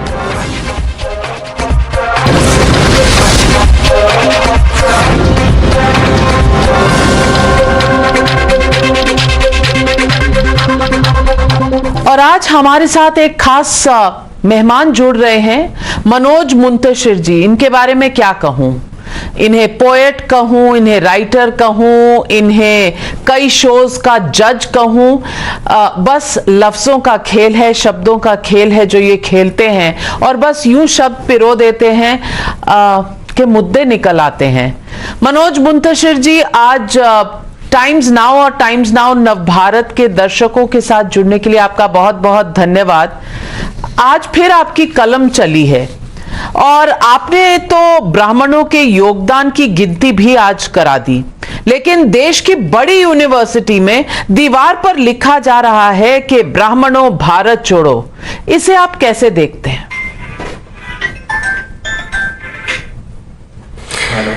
इसे मैं ऐसे देखता हूं नविका जी कि 1940 के आसपास क्या करें? जो जर्मनी में यहूदियों की हालत रही होगी, या जर्मनी में यहूदी होना कैसा रहा होगा हिटलर के शासनकाल में या 1940 के आसपास, कहीं ना कहीं मुझे ऐसा लग रहा है कि हमें उस तरफ धकेलने की कोशिश की जा रही है। हमारी पहचान पे संकट है, हमारे अस्तित्व पे संकट है, और हमसे बार बार यह अपेक्षा की जाती है कि हमें देश के बाहर खदेड़ दिया जाए, हमें तिरस्कृत कर दिया जाए, हमें अपमानित कर दिया जाए, और हम चुपचाप सहिष्णु टॉलरेंट होकर सब कुछ सुनते रहें, सहते रहें, क्योंकि यही हमने जीवन भर किया है। हमें कुछ और करना ही नहीं चाहिए। लेकिन मुंतशिर जी, ये तो बाहर से किसी ने आके लिखा नहीं, ये तो हमारे अंदर के भीतर के लोग हैं जो लिख रहे हैं। कभी ब्राह्मणों भारत छोड़ो, बनिया भारत छोड़ो। मैं खुद जातिवाद के खिलाफ हूं। जातियां हट जानी चाहिए, आपस में लोगों के बीच की दीवारें हट जानी चाहिए, लेकिन जातियों में से सिर्फ 2 जातियों को चुनना, एक जाति को चुनना, क्या यह सही है? देखिए, जातिवाद के विरुद्ध हम सब हैं, हम सब राष्ट्रवाद के साथ हैं। यह बात मैं 100 बार कह चुका हूं कि मैं राष्ट्रवाद के साथ हूं, जातिवाद के नहीं। लेकिन कौन सा ब्राह्मण अपनी जेब में जाति का सर्टिफिकेट लेके घूमता है? तो किसी भी ब्राह्मण पे या किसी भी सवर्ण पे हम एक ऐसे दौर से गुजर रहे हैं जहां हमारी मुश्किल यह है कि जो लिबरल्स हैं, जो बहुत बड़े इंटेलेक्चुअल्स हैं, वो कूल साबित करने के लिए अपने आप को, वो SC ST की बात करेंगे, OBC की बात करेंगे, फेमिनिज्म की बात करेंगे, लेकिन कभी सवर्णों के हक की बात आ जाए, कभी ब्राह्मणों पे बात आ जाए, तो उनको पेट में दर्द होने लगता है, उनको तकलीफ होने लगती है। सवाल सिर्फ इतना है कि अगर जातिवाचक संज्ञा हमें दी जाती है, अगर हमें जाति के आधार पर बाहर खदेड़ने की बात की जाती है, और अगर हम आत्मरक्षा में कोई बात कहते हैं, तो हम ही जातिवादी हो गए। जबरा मारे रोने न दे, मैंने तो आवाज नहीं उठाई, मैंने तो उन दीवारों पर जाके कुछ नहीं लिखा, लेकिन मुझसे उम्मीद क्या की जाती है कि मैं अपनी आत्मरक्षा में, मैं अपने स्वाभिमान की रक्षा में कुछ बोलूं भी नहीं। ये तो बहुत फासिज्म है, बहुत बड़ा, और मुझे लगता है ये किसी भी ब्राह्मण को या किसी भी भारतीय को ये स्वीकार नहीं होगा। लेकिन मनोज मुंतशिर जी, सीधा सीधा सवाल आपसे पूछना चाहती हूं कि ये कौन लोग हैं जो आज भी इस कास्टिज्म को, इस जातिवाद का जहर फैला रहे हैं? जातिवाद का विरोध जरूर होना चाहिए, जैसे मैंने कहा, ब्राह्मणवाद, ठाकुरवाद, यादववाद, कुर्मीवाद, हर चीज का विरोध होना चाहिए। यहां एक जाति को चुना चाहता है और आप कह रहे हैं ये इंटेलेक्चुअल्स हैं। ये कौन से इंटेलेक्चुअल्स हैं? ये मैं अपनी बातें कभी, आप जानती हैं कि मैं अपने शब्द मिन्स नहीं करता, मैं साफ साफ कहना चाहता हूं, ये इंटेलेक्चुअल्स का चेहरा मुझे भी पता है, आपको भी पता है। ये वामपंथी सोच, वामपंथी विचारधारा के लोग हैं जो एक तरफ तो ये आडंबर, ये ढकोसला करते हैं कि ये जातिवाद में, जाति प्रथा में विश्वास नहीं रखते, और दूसरी तरफ जाति के आधार पर ही दूसरों को टारगेट करते हैं। जेएनयू किससे भरा पड़ा हुआ है ये मैं आपको बताऊंगा नविका जी। नहीं, जेएनयू में ही क्यों ऐसा होता है, यह भी एक सोचने की बात है। जेएनयू में ही होता है भारत तेरे टुकड़े होंगे, जेएनयू में ही होता है अफजल हम शर्मिंदा हैं, आज जेएनयू में ही जातिवाद की इस तरह की बात क्यों? जेएनयू की जो विचारधारा रही है, और जेएनयू में जिस तरह की विचारधारा पनपती रही है, जहां के रावण की पूजा की जाती है, हमने देखा है, जहां के अफजल गुरु के लिए नारे लगाए जाते हैं, जहां एक विशेष वर्ग को शांतिदूत माना जाता है, जहां कश्मीर को भारत से अलग करने के लिए, जहां असम को भारत से अलग करने के लिए बातें होती हैं, बड़े बड़े लेवल पे होती हैं, तो ये एक सोच है जो वहां पनप रही है। और पता नहीं एज ए सिस्टम, हमने जो एक लाइन सुनी है ना कि सरकार किसी की भी हो, सिस्टम हमारा है, तो सच ये है कि वाकई सिस्टम उनका है, और अब तक हम उस सिस्टम से लड़ नहीं पाए हैं। वो सिस्टम जो भारत को खोखला कर रहा है, वो सिस्टम जो भारत को हर दिन टुकड़ों में बांट रहा है, उस सिस्टम का मुकाबला करने में हम अब तक नाकाम रहे हैं। तो और ऊपर से जो केंद्र में सरकार है, कभी कभी आक्षेप ये लगता है, इल्जाम ये लगता है कि भाई सरकार तो बहुत हैवी हैंडेड तरीके से सबसे पेश आ रही है। मैं समझता हूं सरकार को हैवी हैंडेड तरीके से पेश आना चाहिए, अब तक तो नहीं आई है। सरकार कब जागेगी और इस पर अंकुश लगाएगी? जेएनयू पे यह प्रतिबंध कब लगेगा, मैं अब तक समझ नहीं पाया हूं। हमें और किस बात का इंतजार है? अब ये जो चीज आई है, जो ब्राह्मणों के खिलाफ नारे लिखे गए, जो दीवारें पोत दी गई हैं, मैं चाहता हूं कि इसके खिलाफ जो आवाजें उठें वो मेरे मुसलमान भाइयों की भी हो, वो भी आगे आए और बोले गलत बात है। आप किसी को नहीं कह सकते उस देश के बाहर जाने के लिए। जब राहत इंदौरी कुछ बरस पहले एक शेर पढ़ते हैं मुशायरे में कि सभी का खून है शामिल यहां की मिट्टी में, किसी के बाप का हिंदुस्तान थोड़ी है, सीधे सीधे टारगेट करते हैं एक ग्रुप को, उस वक्त बड़ी तालियां बजती हैं, बड़ी वाहवाहियां कि भाई बड़ी अच्छी बात कह दी। तो क्या इस मिट्टी में ब्राह्मणों का खून शामिल नहीं है? मंगल पांडे ब्राह्मण नहीं थे, कैप्टन मनोज पांडे ब्राह्मण नहीं थे, वीर सावरकर ब्राह्मण नहीं थे, तात्या टोपे ब्राह्मण नहीं थे, रानी लक्ष्मीबाई ब्राह्मण नहीं थी, ये सब ब्राह्मण नहीं थे। तो मैं जेएनयू पर दोबारा लौटती हूं और यह भी पूछना चाहती हूं कि एक पूर्व छात्रा रही हैं जेएनयू से, जिनका नाम है स्वरा भास्कर, एक्टर भी हैं, आपकी दुनिया से भी हैं। अभी उनका एक वीडियो मैं देख रही थी जहां वो राहुल गांधी के साथ भारत जोड़ो यात्रा में है। उनकी इच्छा है और उन्हें पूरी आजादी है, किसी के साथ चलें, किसी के साथ हों, लेकिन जब वो चलती हैं तो ट्रोल नहीं होती। लेकिन अगर कोई इस तरफ आ जाए, राइट विंग बीजेपी की तरफ आ जाए, तो तूफान सा खड़ा हो जाता है, गर्दा उठने लगता है। ऐसा क्यों है? ऐसा इसलिए भी है क्योंकि हमारे अंदर एकता की कमी तो है, ये तो हम अपनी कमजोरी मानते हैं। ये जो दूसरी तरफ के लोग हैं, और मुझे बड़ा दुख होता है कहते हुए जब मैं इनको दूसरी तरफ का कहता हूं। सच तो यह है कि कोई किसी तरफ नहीं है, हम सबको भारत की तरफ होना चाहिए, लेकिन अभी माहौल ऐसा बना हुआ है कि हां ये एक तरफ है, ये दूसरी तरफ है। ये दूसरी तरफ के लोग काफी संगठित हैं, और जो हम इस तरफ खड़े हुए हैं, हम शायद परवाह ही नहीं करते। हम हमेशा से बेपरवाह रहे हैं, हम आज भी बेपरवाह हैं, हमें कोई फर्क नहीं पड़ता है। कितने लोगों ने आवाज उठाई, ये जो ब्राह्मण विरोधी नारे लिखे गए, कितने लोगों ने आवाज उठाई? चुप हैं आप, चुप हैं आप, चुप रहने का परिणाम देख चुके हैं। आप कश्मीर में चुप रहे, आप वहां से खदेड़ दिए गए।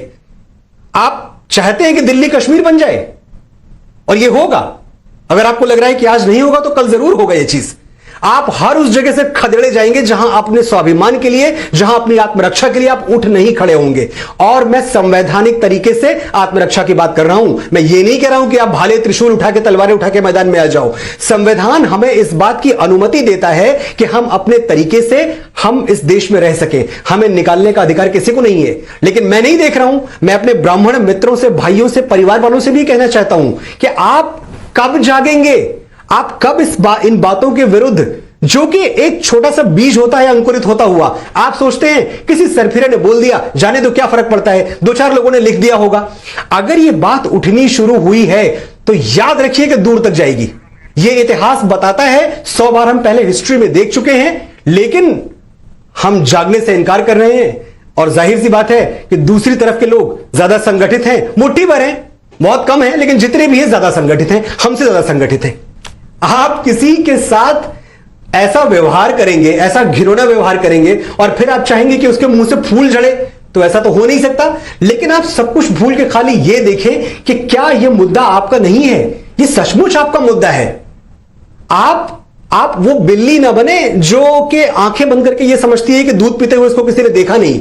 आप जागे, वरना आपका अस्तित्व, आपका वजूद संकट में है। आप जिन्हें वीर सावरकर कह रहे हैं, बहुत से लोग तो उन्हें वीर भी नहीं मानते। वो तो कहते हैं कि उन्होंने अंग्रेजों को चिट्ठी लिखी थी और कहा था योर ओबीडियंट सर्वेंट। इसका मतलब यह हुआ कि उन्होंने माफी मांग ली अंग्रेजों से। तो इस सोच का क्या करेंगे?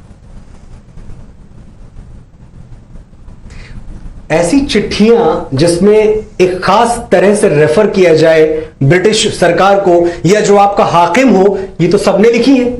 इसमें कौन सी नई बात है कि सिर्फ सावरकर ने लिखी है? मैंने ऐसी चिट्ठियां, मिलती जुलती चिट्ठियां, आदरणीय जिनका हम बड़ा सम्मान करते हैं, मैंने गांधी जी की तरफ से भी देखी है। तो ये तो लिखा ही जाता है। जब आप एड्रेस करेंगे अपने वक्त के हाकिम को, तो एक तरीका होगा बात करने का ना। हम क्या अदालत में खड़े होकर मी लॉर्ड नहीं कहते? So do you consider that judge who is sitting on that chair as your lord, as your god? You do not consider him God. It's just the way of talking. It's the official way of communicating. आधिकारिक भाषा होती है, तौर तरीका होता है, ऐसे ही लिखा जाता है. Yours obediently, yours humble servant, ऐसे ही लिखा जाता है. तो और इस पे बहुत बहस हो चुकी है. इस पे बहस हो चुकी है सैकड़ों बार. मैंने आपके चैनल पे ही सुना है और मुझे लगता है अभी हाई टाइम है जब हम ये देखना शुरू करें कि किस बात के लिए वीर सावरकर को आपने काला पानी भेजा था. वीर सावरकर ने कोई घोटाला किया था, कोई चारा घोटाला किया था, कोई 2G स्कैम किया था, कोई कॉमनवेल्थ स्कैम किया था. किस बात के लिए आपने उनको भेजा था? आपने उनको भारत भक्ति के जुर्म भेजा था ना, क्योंकि वो आपसे संभाल नहीं रहे थे. जाने से पहले बस आखिरी सवाल ये पूछूंगी कि एक jury member, international jury member Bharat के फिल्म फेस्टिवल में आकर ये कह के गए कि कश्मीर फाइल्स वल्गर प्रोपेगेंडा की फिल्म है. इसे आप क्या कहेंगे? मूर्खता, इग्नोरेंस, एक घटिया स्टेटमेंट. और ये आदमी कौन है? ये वो आदमी है जो खुद अपने देश में फिलिस्तीनियों के साथ है. और फिर भी देखें कि जो हम पर डिक्टेटरशिप का इल्जाम लगाते हैं, जो हमारी माननीय सरकार पे इल्जाम लगाते हैं कि भाई सरकार तो जो है वो डेमोक्रेसी को ही किल कर रही है, फिर भी इतनी एक गलत बात कहने के बावजूद हमने अपने मेहमान का प्रॉपर स्वागत किया, सत्कार किया और पूरी सुरक्षा के साथ उनको विदा किया, उनका ध्यान रखा, उनका ख्याल रखा. मनोज मुंतशिर जी, आपसे जब भी बात करते हैं तो यूं लगता है कि बस बात चलती रहे, पर आज बस इतना ही. आपने हमारे साथ हमेशा की तरह खुले दिल से और निर्भीक होके जो सवालों के जवाब दिए उसके लिए बहुत बहुत धन्यवाद. उम्मीद करती हूं फिर बैठेंगे, फिर बात करेंगे और फिर दर्शकों की आंखों को भी खोलेंगे और वो जो कारवां बनाना है वो भी बनेगा. नमस्कार.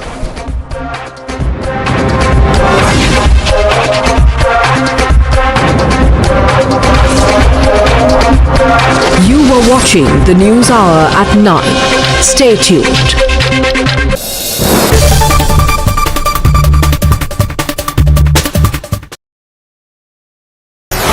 The most pressing issues, the most informed minds, free and fair exchange. Converse India with Rahul Shivshankar. हम ये भी पूछना चाहेंगे आज कि जब आपकी पार्टी एक रेप अक्यूज्ड राम रहीम को पैरोल पे छोड़ती है और मंत्रीगण कोर्ट कौन चलाता है? पैरोल कौन देता है? कोर्ट कौन चला रहा है? पैरोल कौन दे रहा है? कोर्ट कौन चला रहा है? मैं दोबारा कह रही हूँ, कोर्ट कौन चला रहा है? आपको लगता है कॉन्शियंशियस सरकार, जहां पर मीडिया की नजर 24 घंटे है, जहां सिटीजन्स एंगेजमेंट है 24 घंटे, वहां पर इफेक्टिवली खुद को कटघरे में खड़े होने के लिए कोई भी राजनेता इस प्रकार का कोई कदम लेगा? पर लोग जा रहे हैं, नहीं है. उनके प्रवचनों पर आपके मंत्री जाते हैं. मैं दोबारा कहती हूं, अगर एक लॉ के मर्यादा में कोई भी कोर्ट कोई निर्णय लेता है, मैं दोबारा सीजीआई ने हाल फिलहाल में ये कहा कि भाई कोर्ट डरते हैं, मैं उस पर भी टिप्पणी नहीं कर रही हूं. मेरा ये आपसे पूछना है कि आपको लगता है कॉन्शियंशियस एक पॉलिटिशियन इस प्रकार का निर्णय लेगा? नहीं लेगा. नहीं लिया. और पैरोल पे अगर कोर्ट की वजह से बाहर भी आए राम तो फिर दोबारा, तो आप जब प्रश्न पूछ रही थी तो आपको कोर्ट के संदर्भ में कहना चाहिए था. लेकिन वो बाहर अगर आए हैं तो आप उनकी मैं दोबारा कह रही हूं कि अगर वो कोर्ट की वजह से बाहर आए हैं तो आप कटघरे में पॉलिटिशियन को क्यों खड़ा कर रहे हैं? क्योंकि पॉलिटिशियन वहां बैठकर सत्संग देख रहे. मैं गई थी. नहीं, पर आपकी पार्टी के लोग गए थे. मैं गई थी. इसका मतलब कोई पुरुष नेता कुछ करेगा तो आप पुरुष से नहीं कहेंगे, महिला आपके सामने आएगी उससे पूछेंगे. Headline? No, not a headline. This is hardly one. नहीं, पर जी नेक्स्ट क्वेश्चन. ये सब आपके कॉलीग्स हैं, ये वहां जाकर सत्संग में बैठते हैं, आपको बुरा नहीं लगता? पहले तो मैं दोबारा कहती हूं, आप जब सत्संग शब्द का इस्तेमाल करती हैं, कहीं ना कहीं आप इस बात को कुरेद रहे हैं. Since you called me a hardcore Hindu to begin with, मैंने नहीं कहा, वो जवाहर सरकार ने हाँ, कहा। but I know that you have repositioned it and your juxtaposition is well noted. आप ये इसलिए कह रही हैं ताकि मेरे अंदर के हिंदू को कुरेद दें और बार बार कहें अरे सत्संग में गए, सत्संग में गए, सत्संग में गए। दूसरे धर्म में आपको दिखाई दिए हैं कोई जो रेप के आरोपी हैं, मर्डर के आरोपी। You're watching the News Hour at 9. Prime Minister Narendra Modi holds a second road show in Ahmedabad ahead of polls. He also offered prayers at Ma Bhadrakali temple. UP CM Yogi Adityanath to lead the UP delegation to Davos for World Economic Forum meet next month. He will be the first CM from the state to attend the meet. You were watching the News Hour at 9. Stay tuned.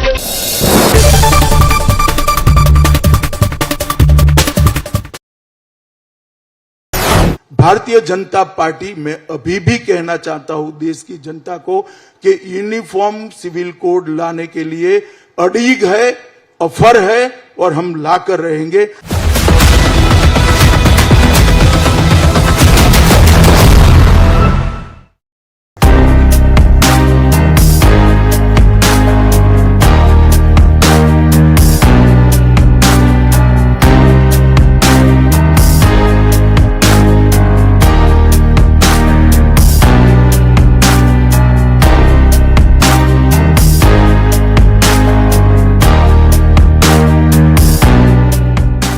देखिए, uniform civil code निश्चित रूप से भारतीय जनसंघ से लेकर Bharatiya Janata party की हमारी यात्रा का, आज तक की हमारी राजनीतिक यात्रा का एक वादा रहा है देश की जनता से।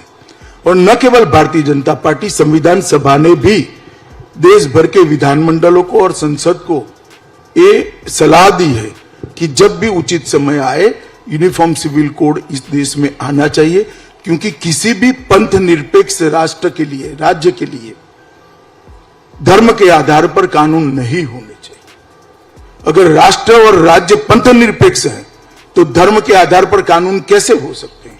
हर धर्म के मानने वाले के लिए एक कानून होना चाहिए जो देश के विधानमंडल और देश की संसद पारित करे। परंतु over a period of time सबने संविधान सभा के एक कमिटमेंट को भुला दिया।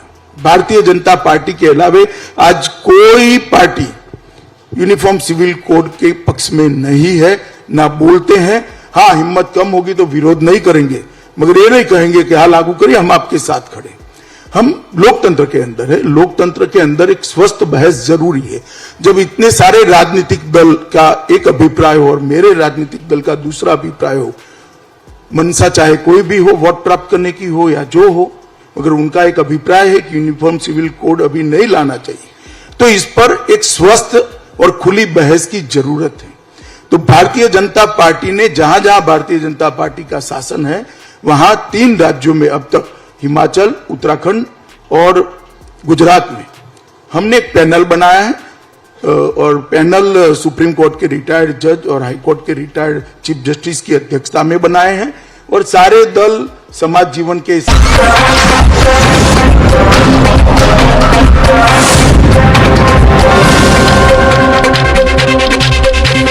Good evening and welcome. You are watching News Hour Agenda. I am Padmaja Joshi. Over 2 days, the Prime Minister carried out 2 roadshows in Ahmedabad. The Prime Minister's Thursday roadshow was pegged today by the BJP as a record-breaking one. The party said that this was the longest one ever held by any leader, where over 10 lakh people took part and it took him over 3 hours to cover a distance of just 50 kilometers, much more than expected. Today too, the Prime Minister took out another roadshow in Ahmedabad. This one was shorter but saw a large turnout as well. People lined the streets soon after the Prime Minister had prayed. He came out waving to the hundreds who had gathered by the side of the road. But political corridors with a buzz with the question, what prompted a second road show in quick succession? Was it a result of the low turnout witnessed yesterday? The Prime Minister said that this is far from the truth. In fact, he said that yesterday's turnout has already shown which way the wave is. He says it's a wave in favor of the BJP. Addressing a sea of supporters, the PM said that phase 1 polling shows a clear BJP wave. He went on to say that there were signs that the Congress may have given up already. EVM ने कोसવાનું ચાલુ કરે એમ કે EVM માં ગડબડ છે, EVM ને રહી જાય તાર આમ કરજો, ઈવીએમ એટલે તમારે સમજી જવાનું કે કોંગ્રેસે ઉચાળા ભરી લીધા છે અને કોંગ્રેસે મતદાન પતે પહેલા ચાલુ કરી દીધું કે ઈવીએમ ઈવીએમ ઈવીએમ ઈવીએમ. કોંગ્રેસની વિશેષતા એ છે કે ચૂંટણી ચાલતી હોય ત્યારે મોદીને ગાળો બોલવાની અને ચૂંટણીનું મતદાન આવે ત્યારે ઈવીએમને ગાળો દેવાની. આ સીધે સીધો સબૂત છે કે આ ચૂંટણીમાં કોંગ્રેસે હાર સ્વીકારી લીધી છે. But the figures from phase 1 where 89 seats went to polls have people talking without a doubt. As opposed to 68% of 2017, this time the total voter turnout was at 63.31%, a difference of 4.69%. What is the reason behind it? Does it show chinks in the BJP's armor? Is that the reason why the party decided to field its vote catcher, the Prime Minister, for the second day in a row? Is the reduced turnout a sign of voter anger, which may be a traditional BJP voter but is registering her anger by absenting herself from the polling booth? What really is the answer to that question? It may well decide whether the stage for December 8 has already been set on the 1st of December. कि इस पूरे चुनाव में गांधी खानदान ने गुजरात के चुनाव का बहिष्कार किया. कहीं ऐसा तो नहीं कि उनके कार्यकर्ताओं ने, उनके वोटर्स ने कांग्रेस का बहिष्कार किया है. आप सभी मीडिया के मित्रों ने कल कई पोलिंग बूथ्स पर जनता जनार्दन के इंटरव्यूज भी किए. ओवरवेलमिंगली जनता ने आपको कहा कि हम भारतीय जनता पार्टी को वोट दे रहे हैं. इसलिए भारतीय जनता पार्टी के लिए आनंद का विषय है कि जितने भी ओवरवेलमिंगली वोट्स पड़े वो भारतीय जनता पार्टी का जो संकल्प है उसी को प्रदर्शित करते हैं. चुनाव न सिर्फ भाजपा लड़ रही है बल्कि गुजरात की जनता भी मोदी के समर्थन में इस चुनाव में उतरी है. कितनी सीटें कांग्रेस लेगी गुजरात में? गुजरात में बहुमत आएगा हमारे सरकार. कितनी सीटें कांग्रेस लेगी गुजरात में? गुजरात में बहुमत आएगा हमारे सरकार. You're watching the News Hour at 10, debate number 1 on Times Now, Super Prime Time.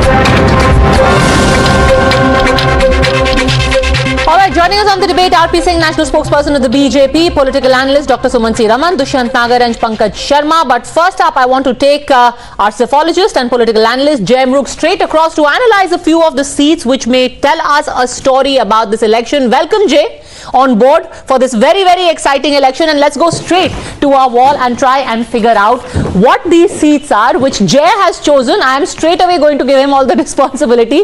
He has chosen these seats and he is going to tell us what story these seats are telling us. All right, let's take a look at the first seat that has been chosen by Jay and he'll tell us why this is important. The first one is that of Vadhavan. It is in district Surendranagar, which falls in Saurashtra. Last time there was 70% voter turnout. This time it has dropped to 57%, a whopping 13%, just a shade lower than 13%. Why, Jay? Okay, there's some small nice, data has kept getting updated in the ECI app. Okay, this is about 65% to 57%. It's about an 8% drop. Okay. Now, what we are looking at here is this is also a seat which was in the midst of a controversy last time because of the fact that the Jain candidates were limited in number, and we had the tape of Mr. Vijay Rupani at that point of time saying, okay, there are at least 2 candidates now. This time the BJP has replaced the Jain candidate, right? It's apparently given to a Brahmin. So that's a sort of a discontent that might have shown up in general in terms of disinterest of voters across the political parties. So is it okay if we say the larger story here is that with the shuffling of candidates, and remember a huge number of candidates, the sitting MLAs have been changed by the BJP, that could have an effect not just on the turnout but the result? See, sometimes the turnouts are agnostic. They are based by communities that vote for all parties. You're being safe now. Come on, say it, Jay. So no. So let's look at it this way. There's a lot that goes into winning an election. There's a lot of last day mobilization, last day cajoling of voters. Okay.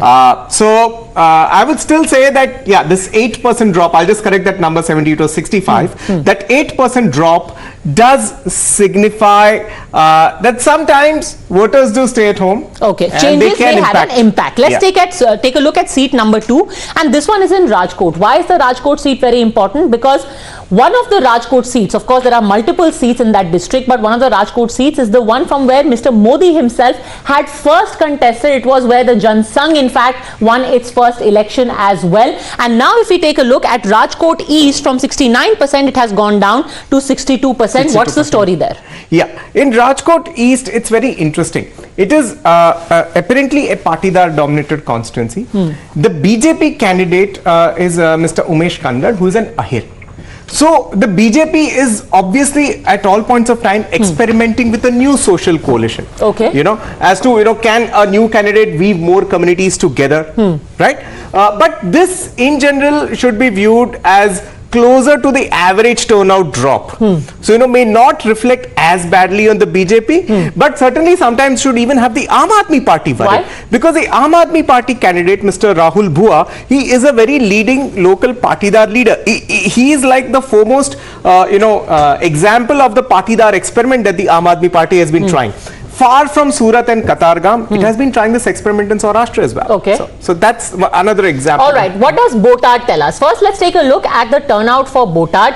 Now, here is a seat where the Prime Minister had held a rally. There's a Congress MLA sitting here, if I am not mistaken. And it was one of the seats that the BJP lost in 2017. The Prime Minister in his rally said, you've made a mistake once, don't make the mistake again, he was telling the voters, because then you will have to suffer the consequences, because development did not come to your constituency. 79% last time around this Saurashtra seat, and now it is down to 57%. So actually the data, I brought the laptop for that. A lot of the data kept updating the viewers. I'll just tell the viewers the data, don't necessarily need to go with what's on the screen. It was 79 in 12, then in 17 to 69, and now it's down to about 63. Okay. So it's been a continuous decline. Okay. Now what is interesting is this seat has seen a decline similar to a city, about a 6% decline, right? And that decline is something that is actually somewhat symptomatic, because Botad is also the birthplace of Mr. Gopal Italia. Okay. So in a way, the Patidar agitation, though appearing very Surat-centric, does have a lot of its branches and offshoots in Saurashtra. So across Saurashtra, you're seeing ripples somewhere. Okay, so the Patidar agitation, which most people think has frittered away, there is still a little remnant of the Patidar agitation angle. Would it be safe to say that? All right, let's take a look at the next seat then and see how that reflects and what is the story that it tells us. We are talking about the seat of Pardi. 71% down to 63%. What's the story here? Yeah. Now, Pardi is a very fascinating story. Last time close to 70% of the turnout, and now about 63.5. See, you have 3 seats there in a row. You have Bardoli up near Surat, you have Pardi, you have Umargaon. All of them are, some things what we in a census would call the census town. An aspiring, locality which is trying to grow into a municipality first. Okay. This is the industrial belt of Gujarat, fairly tribal and fairly industrial. Now, what has happened there is a lot of the candidates of the non-BJP parties, like the AAP, they have been like people who are Gram Panchayat leaders, Zilla Panchayat leaders. So basically what the Aam Aadmi Party has done, if there was somebody who was a corporator in the BJP, unko Vidhayak ka ticket de diya. Yeah, absolutely. And that sort of seems to have opened up the contest. So the because the loyalty is divided, उस BJP corporator के भी अपने कुछ voters हैं, who rather than having to make a choice between Aam Aadmi Party and BJP, have decided to sit it out. Sit it out, absolutely. All right. So let's now take this over to our guests. Here are the few big messages that we have. From the seats that we have analyzed. RP Singh, first of all, answer the criticism that 2 days, 2 road show, low turnout, is it a sign of nervousness? Well, I'll appreciate run the clippings again and then you'll understand whether the turnout is low or people are responding. And I don't know what is your parameter of the turnout. My parameter is if there are 10 lakh people on road to see the Prime Minister and to see the son of the soil, it's not a low turnout. And I'll appreciate, ask your Times of India correspondent to check and verify this. No, sir, we mean low turnout in the polls yesterday. In the first phase of polling, when a low turnout has happened, the message being sent out is that one, your rebel candidates may be hurting. Two, the fact that the Aam Aadmi Party has taken a lot of BJP corporators, BJP Zilla Panchayat leaders and have given them a ticket to fight for the assembly. There may be divided loyalties over there and the remnants of the party, that agitation, anger. These are the three big messages that Jai Mrug is giving. Does that worry you? Okay, I'm sorry. Okay, I'm sorry. I took it. Otherwise, I said you're saying that there's low turnout at the Prime Minister's road show. But okay, that point aside, that's the way the Aam Aadmi Party functions. They poach upon the political leaders, the dissident in various parties, and then they give them tickets, thinking that they will win elections. That's not going to happen. Here, people are going to vote for contiguity of 27 years of good governance, and the Prime Minister being son of the soil and Prime Minister representing Gujarat and he being the Prime Minister, these are two major factors that are working there. Okay, so this is not about nervousness, this is about putting the son of the soil out there, Dr. Sumant Raman. And 10 lakh people turned up yesterday. That's enough proof. Before that,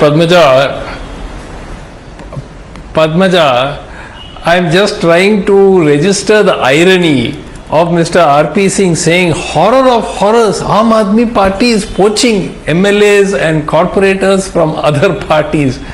I mean, for God's sake, Mr. R.P. Singh, how do you think you formed the government in Karnataka? How do you think you formed the government in Madhya Pradesh? The list goes on and on and on. That the reason why there is divided loyalty of voters is because the Aam Aadmi Party has fielded many leaders from the BJP. Padmaja, he said that is not what Mr. R.P. Singh said, and I have countered that. Now let's look at the facts on the ground. I meant the BJP. No, please don't put words into my mouth. Ahmedabad alone. Don't put words into my mouth. I said that this style exactly of the what you said. Aam Aadmi Party is poaching people from us. Okay, please move on.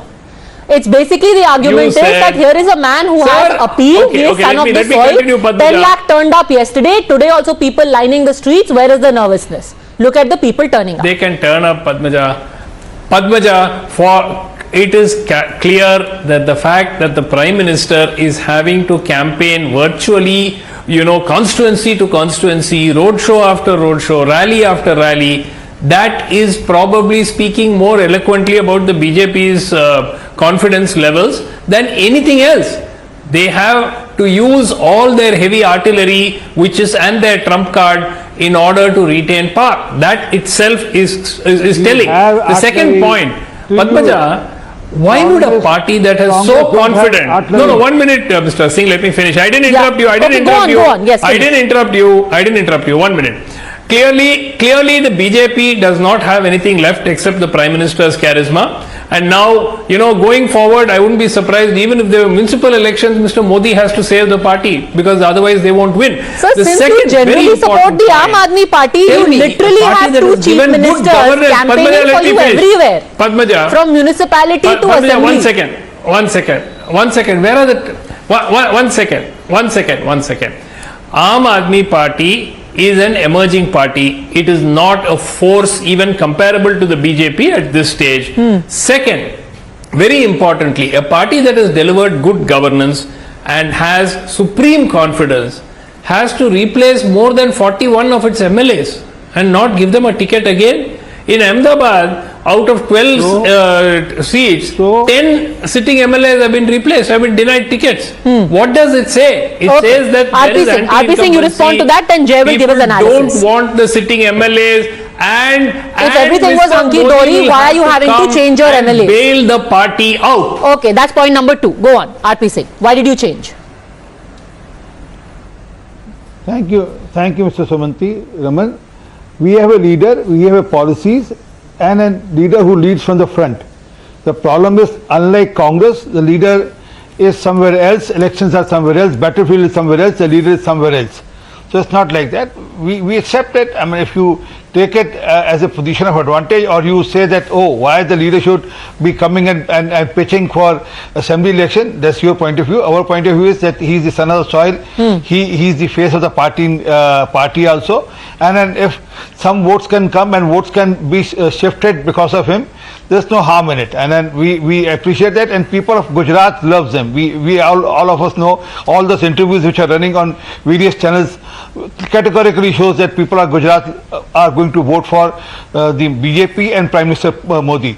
But coming to so the who is point your chief where ministerial Mr. candidate? Srimati Raman is saying that it's Bhupendra Patel. What is the doubt about it? The Prime Minister himself has said it multiple times.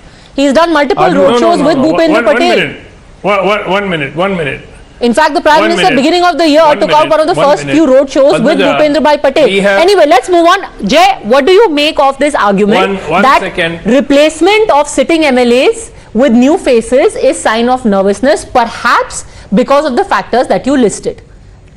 Now see, if you look at it historically, it has been an integral part of the BJP Gujarat strategy to replace almost 25 MLAs every time. So it's been happening in 2007, 12, 17, every time. So this time it is a little higher, but it seems to be a scaling up of the same strategy. So I don't see anything new per se in that sort of a strategy of replacing MLAs. See, about of course also about the Prime Minister. But tell me this, okay fine, you have replaced MLAs because you do it periodically, but doesn't it have a blowback? Because say Vijay Rupani, he was the chief minister first, he was removed, then he was not even given a ticket, he himself stepped away from contesting the elections, but he will also have his dedicated set of supporters, right, who might be BJP loyalists, but they are Rupani loyalists first. They will say, I will not vote for the BJP candidate, I will vote for Rupani. Yeah, they could.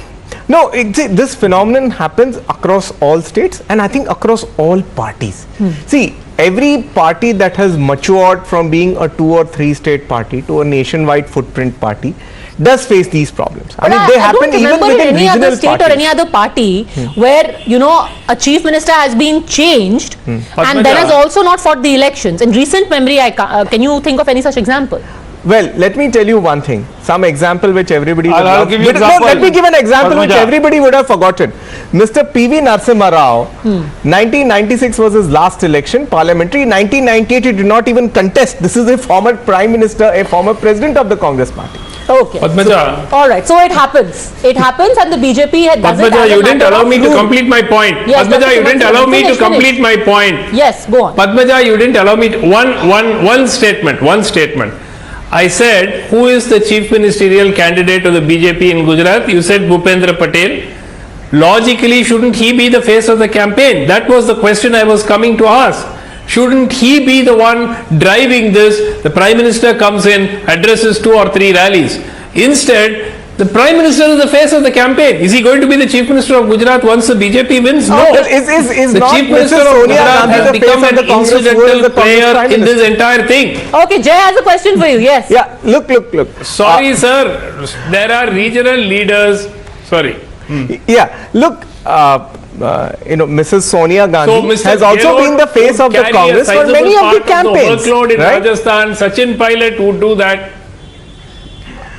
But but my point is, what is wrong? Then tell me one thing, Mr. Sumant Raman. What is wrong with the national leadership of a party standing by an incumbent and fresh chief minister? Sir, don't you think you would need that? With the greatest of respect, anyone who watches rallies can see from the Prime Minister right down to members of Parliament to MLAs, everyone is campaigning. Which rule says that you cannot have the chief minister and the other senior leaders campaigning? Anyhow, let me take this across to Pankaj Sharma and Dushyant Nagar, who are listening very patiently right now. 14 years you Pankaj Sharma, what do you read? Just a second, Mr. R.P. Singh, just a second, because others haven't spoken yet. Mr. Pankaj Sharma, what do you read into the low turnout? What is your analysis? Because the Congress is now being charged by Smriti Irani saying that Congress did not campaign wholeheartedly in Gujarat. That is why their voters have also deserted them and deserted the polling booth. Mr. Sharma. Actually, in my opinion, My assessment is that BJP voters have deserted BJP. There is a very, very severe unrest within the BJP. There is a rebellion. So one thing is clear because of this very, very low voters reach to the polling stations. One thing is clear that this low poll from 8 to 22% in the first phase, BJP's claim to win 150, 140, 130 seats this time are now biting the dust, collapsed. In most of the 89 seats, BJP is not assured of its victory. I mean, they can hardly win, as per my assessment, 18 to 19 seats in the first phase. So raids on Surat's diamond businessmen immediately after the first phase poll was over is indicative of this. But sir, why are you so confident that it is the BJP's voter who hasn't reached the polling booth and not the Congress? Because if there is one thing that the BJP prides itself on is कि और कुछ होना हो हम voter को polling booth तो पहुंचा देंगे. So voter turnout with all that you know page committee and their panna pramukh and their shakti kendra, one thing they say कि हमारा आदमी आपको booth तक पहुंचा देगा, उसके बाद आप वोट किसको दोगे वो आपकी मर्जी है. See, after so many rallies, longest ever road show by the Prime Minister, BJP voters didn't go to the polling booths. But how do you know that BJP voters who didn't go? Maybe they are Congress voters. Everyone in the assembly constituencies are saying this. BJP leaders are saying this. Which RSS BJP pracharaks are saying this. RSS pracharaks are saying this. Which they have RSS sent their pracharak is saying reports. this? They have sent their reports that we have to concentrate, we have to focus on second phase. Because that is what happened in the first phase. To Rahul Gandhi. See, in rural areas, BJP is weak. Now in urban areas also, people have realized that the Gujarat model of development was actually a farce. So you are quoting BJP leaders, you are quoting RSS pracharaks, but the Prime Minister himself today in Ahmedabad said that the first phase has made it absolutely clear कि भाजपा की लहर चल रही है. प्रधानमंत्री तो कह रहे हैं भाजपा की लहर है, आप कह रहे हैं प्रचारक उल्टा बोल रहे हैं. Prime Minister has to say this. Prime Minister has to say this to keep the moral Alright, Rahul Gandhi ko. Prime Minister is saying one thing, but RSS pracharaks are telling quite another thing to Mr. Pankaj Sharma. RP Singh. No, I need to ask Mr. Pankaj Sharma. वो RSS के प्रचारकों ने BJP के कार्यकर्ताओं ने report Rahul Gandhi को भेजी है. No, they have sent the report to Mohan Bhagwat ji. Sonia Gandhi को भेजी है, पंकज शर्मा को भेजी है. अरे sir, you check it. They have sent the reports to Nagpur headquarters. अरे सर, राहुल गांधी की रिपोर्ट बताइए आप. राहुल गांधी को बुलाया नहीं. कांग्रेस के लोगों ने राहुल गांधी को बुलाया नहीं कि आप आमा जाना, हम चुनाव हार जाएंगे. Rahul Gandhi was there. Rahul Gandhi को Okay, so secret report has been sent to Mohan Bhagwat. Dushyant Nagar ji, have you also seen that secret report? And if you have, please say कि कौन-कौन सी सीटों में BJP को नुकसान हो रहा है, क्योंकि सबने वो रिपोर्ट देखी है, आरपी सिंह को छोड़ के. दुष्यंत नागर. देखिए 11 सीटें ऐसी थी पिछली बार जहां भारतीय जनता पार्टी का मार्जिन 2% के आसपास था. 20 सीट ऐसी थी जहां पे 5% के आसपास था. तो 89 सीटों में से 30 सीटें भारतीय जनता पार्टी ने बहुत कम मार्जिन से जीती. और जिस प्रकार से अब की बार वोटर टर्नआउट काफी कम रहा है और जो फीडबैक आ रहा है, जो मीडिया से खबरें आ रही हैं, अलग अलग पॉलिटिकल पार्टी के लोग जो बता रहे हैं, युवाओं में रोजगार को लेकर नाराजगी है, बिजनेसमैन परेशान हैं. और जैसा शर्मा जी ने बताया कि सूरत की डायमंड मार्केट जो है देश की बड़ी मार्केट है, वहां भी उनकी भी अर्थव्यवस्था काफी खराब है. तो ये सारी चीजें दिखाती हैं कि भारतीय जनता पार्टी को पहले फेज के चुनाव में बड़ा राजनीतिक रूप से नुकसान होने जा रहा है. Okay, everyone has given their analysis, but no one has quite explained what is their finding or their analysis based on.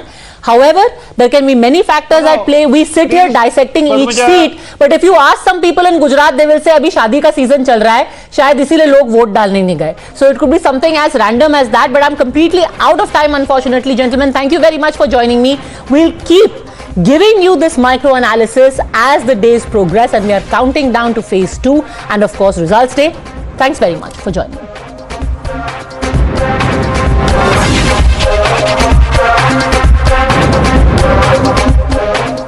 Alright, Delhi's Jawaharlal Nehru University was in the news again for the wrong reasons. This after anti-Hindu slurs specifically targeting Brahmin and Banyas was splashed across walls in the campus.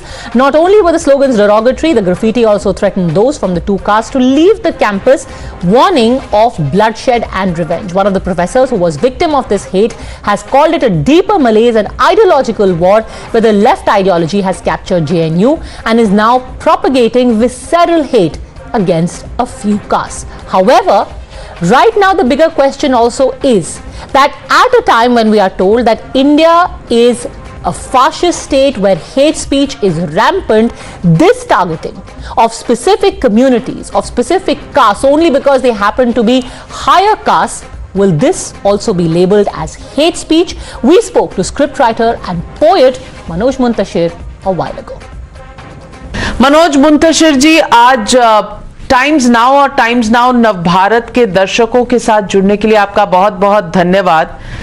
आज फिर आपकी कलम चली है और आपने तो ब्राह्मणों के योगदान की गिनती भी आज करा दी, लेकिन देश की बड़ी यूनिवर्सिटी में दीवार पर लिखा जा रहा है कि ब्राह्मणों भारत छोड़ो।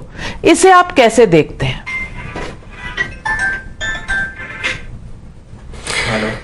इसे मैं ऐसे देखता हूं नविका जी कि 1940 के आसपास क्या करें जो जर्मनी में यहूदियों की हालत रही होगी या जर्मनी में यहूदी होना कैसा रहा होगा हिटलर के शासनकाल में या 1940 के आसपास, कहीं ना कहीं मुझे ऐसा लग रहा है कि हमें उस तरफ धकेलने की कोशिश की जा रही है।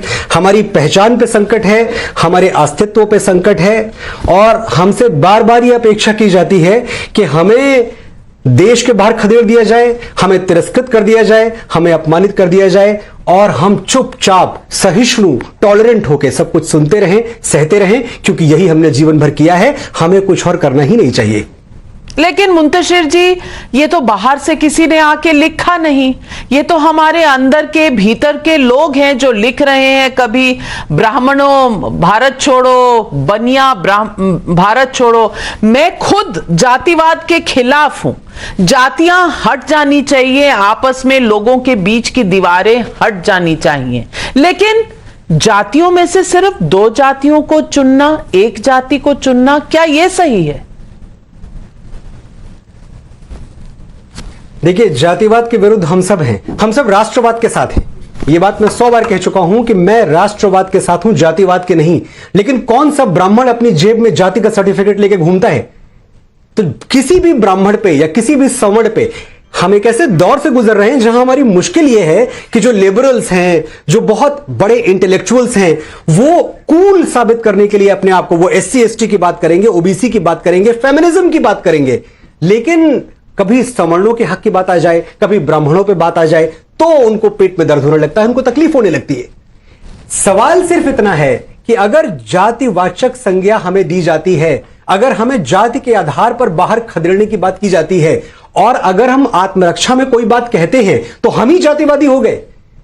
जबरा मारे रोने न दे, मैंने तो आवाज नहीं उठाई, मैंने तो उन दीवारों पर जाके कुछ नहीं लिखा, लेकिन मुझसे उम्मीद क्या की जाती है कि मैं अपनी आत्मरक्षा में, मैं अपने स्वाभिमान की रक्षा में कुछ बोलूं भी नहीं। ये तो बहुत फासिज्म है, बहुत बड़ा, और मुझे लगता है ये किसी भी ब्राह्मण को या किसी भी भारतीय को ये स्वीकार नहीं होगा। लेकिन मनोज मुंतशिर जी, सीधा सीधा सवाल आपसे पूछना चाहती हूं कि ये कौन लोग हैं जो आज भी इस कास्टिज्म को, इस जातिवाद का जहर फैला रहे हैं?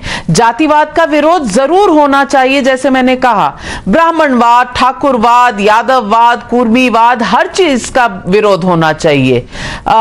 यहां एक जाति को चुना चाहता है और आप कह रहे हैं ये इंटेलेक्चुअल्स हैं। ये कौन से इंटेलेक्चुअल्स हैं? ये मैं अपनी बातें कभी आप जानती हैं कि मैं अपने शब्द मिन्स नहीं करता। मैं साफ साफ कहना चाहता हूं, ये इंटेलेक्चुअल्स का चेहरा मुझे भी पता है, आपको भी पता है, ये वामपंथी सोच, वामपंथी विचारधारा के लोग हैं जो एक तरफ तो ये आडंबर, ये ढकोसला करते हैं कि ये जातिवाद में, जाति प्रथा में विश्वास नहीं रखते, और दूसरी तरफ जाति के आधार पर ही दूसरों को टारगेट करते हैं। जेएनयू किससे भरा पड़ा हुआ है ये मैं आपको बताऊंगा नाविका जी। नहीं, जेएनयू में ही क्यों ऐसा होता है, यह भी एक सोचने की बात है। जेएनयू में ही होता है भारत तेरे टुकड़े होंगे, जेएनयू में ही होता है अफजल हम शर्मिंदा हैं, आज जेएनयू में ही जातिवाद की इस तरह की बात क्यों? जेएनयू की जो विचारधारा रही है और जेएनयू में जिस तरह की विचारधारा पनपती रही है, जहां के रावण की पूजा की जाती है, हमने देखा है, जहां के अफजल गुरु के लिए नारे लगाए जाते हैं, जहां एक विशेष वर्ग को शांतिदूत माना जाता है, जहां कश्मीर को भारत से अलग करने के लिए, जहां असम को भारत से अलग करने के लिए बातें होती हैं, बड़े बड़े लेवल पे होती हैं, तो ये एक सोच है जो वहां पनप रही है। और पता नहीं एज ए सिस्टम, हमने जो एक लाइन सुनी है ना कि सरकार किसी की भी हो, सिस्टम हमारा है, तो सच ये है कि वाकई सिस्टम उनका है और अब तक हम उस सिस्टम से लड़ नहीं पाए हैं। वो सिस्टम जो भारत को खोखला कर रहा है, वो सिस्टम जो भारत को हर दिन टुकड़ों में बांट रहा है, उस सिस्टम का मुकाबला करने में हम अब तक नाकाम रहे हैं। तो और ऊपर से जो केंद्र में सरकार है, कभी कभी आक्षेप ये लगता है, इल्जाम ये लगता है कि भाई सरकार तो बहुत हैवी हैंडेड तरीके से सबसे पेश आ रही है। मैं समझता हूं सरकार को हैवी हैंडेड तरीके से पेश आना चाहिए, अब तक तो नहीं आई है। सरकार कब जागेगी और इस पर अंकुश लगाएगी? जेएनयू पे यह प्रतिबंध कब लगेगा मैं अब तक समझ नहीं पाया हूं। हमें और किस बात का इंतजार है? तो आप कह रहे हैं कि इतना डिक्टेटोरियल रेजीम कहा जाता है, हिटलर कहा जाता है इस रेजीम को, आप कह रहे हैं कि उन्हें और सख्त होने की जरूरत है। आपको डर नहीं लगता? क्योंकि आजकल सारे वॉर्स जो हैं वो तो सोशल मीडिया पे लड़े जाते हैं, आप ट्रोल होंगे, आपको एक्सट्रीम राइट विंग कहा जाएगा और आपको पता नहीं क्या क्या उपाधियां दी जाएंगी। दी जाती है, दी जा रही है, लेकिन बात तो वही है ना कि अगर मैं भी डर गया तो कितनी आवाजें हैं इस देश में, कितने लोग हैं जो ये हिम्मत करके आगे आके बोलते हैं। मैं अगर एक आवाज है जो करोड़ों के लिए, और आज अगर मैं कहूं तो 10% ब्राह्मणों के लिए अगर एक आवाज उठ रही है तो वो आवाज निर्भीक होनी चाहिए, उस आवाज में डर नहीं होना चाहिए। मुझे किसी का डर नहीं है। मैं ये बात जानता हूं कि जो मैं कह रहा हूं वो सच है। मैं ये भी जानता हूं कि मैं इस देश को एक सूत्र में पिरोने की बात कर रहा हूं। मेरी भाषा में, मेरी विचारधारा में कोई विखंडन नहीं है, कोई टुकड़े टुकड़े करने की बात नहीं है। मैं सिर्फ इतना कह रहा हूं कि वो ब्राह्मण जो भारतवर्ष का मस्तक रहा है उसको आप मान देना, सम्मान देना, उसके योगदान को एक्नॉलेज करना कब शुरू करेंगे? और आप होते कौन है हमें देश के बाहर खदेड़ने वाले? आप हैं कौन? ब्राह्मण को खदेड़ दीजिए, वैश्य को खदेड़ दीजिए, सवर्णों को खदेड़ दीजिए, कौन रहेगा यहां? है किसका भारत? नहीं, ये जो सेक्युलर माइंडसेट है ये कभी सनातन धर्म, कभी ब्राह्मणों को भारत छोड़ने की बात करता है। ये क्या वन साइडेड है? ये वन साइडेड नहीं तो और क्या है? एक तो जब आप ये सेकुलर शब्द आता है मेरे सामने तो मैं समझाना चाहता हूं आपके जरिए जो लोग सुन रहे हैं कि सेकुलर होना मेरा और आपका काम नहीं है, सेकुलर होना सरकार का काम है। यह बहुत इंपॉर्टेंट है कि जब सरकार कोई नीति बनाए तो सेकुलर होकर बनाए। सरकार को पता होना चाहिए कि इस नीति का लाभ सबको मिलना चाहिए। इसका मैं स्वागत करता हूं, लेकिन मैं सेकुलर नहीं हूं। मैं हिंदू हूं, मैं सनातनी ब्राह्मण हूं, मेरी अपनी परिपाटी है, मेरे अपने तौर तरीके हैं, मैं वैसे जीना चाहता हूं। Can that be held against you? क्या ये आपके खिलाफ होल्ड किया जा सकता है? और आपको लग रहा है मैं फिर भी डर जाऊंगा? Please, everyone who is listening to me on your channel is welcome to hold it against me. I am not a secular and I am very clear on this. And I don't believe in secularism. Secularism is the virtue, is the call of the state, is the call of the government. Secularism is not the call of the individual. I am an individual. I have got every right to practice my religion in the best possible way. Manoj Muntashir ji, आपने देखा कि sir तन से जुदा के कैसा शोर हुआ। बहुत जगह ये आवाजें उठी और उसके बाद कन्हैया लाल, उमेश कोले, तमाम लोगों के साथ क्या हुआ वो इस देश ने देखा है। लेकिन ऐसा कभी क्यों नहीं होता कि दीवारों पे लिखा जाए कि इस देश में कट्टरवाद खत्म करो, चाहे वो एक धर्म का हो या दूसरे धर्म का हो, लेकिन कट्टरवाद खत्म होना चाहिए। ऐसी बातें क्यों नहीं दीवारों पे लिखी जाती? देखिए, एक चीज मैं आपको बताऊं, हिंदू कट्टर हो ही नहीं सकता। जब आप कट्टरवाद की बात करती हैं तो कम से कम मैं बड़ी जिम्मेदारी से, बड़ी विनम्रता से आपसे यह बात कह रहा हूं कि आप हिंदुओं को इस ब्रैकेट से निकाल दें। हिंदू कट्टर नहीं होता है। कट्टर हिंदू जैसा शब्द होता ही नहीं है। It's an oxymoron. वो हिंदू जिसकी प्रार्थना होती है सर्वे भवन्तु सुखिनः सर्वे सन्तु निरामया, सब सुखी हो, सब निरोगी हो, सबका जीवन कल्याणकारी हो, वो कहां से कट्टर होगा? वो हिंदू जो सर्वधर्म संभाव की भावना अपनी रगों में लेके पैदा होता है, जो वसुधैव कुटुंबकम की बात करता है, जो जन कल्याण की बात करता है, वो कट्टर कैसे हो सकता है?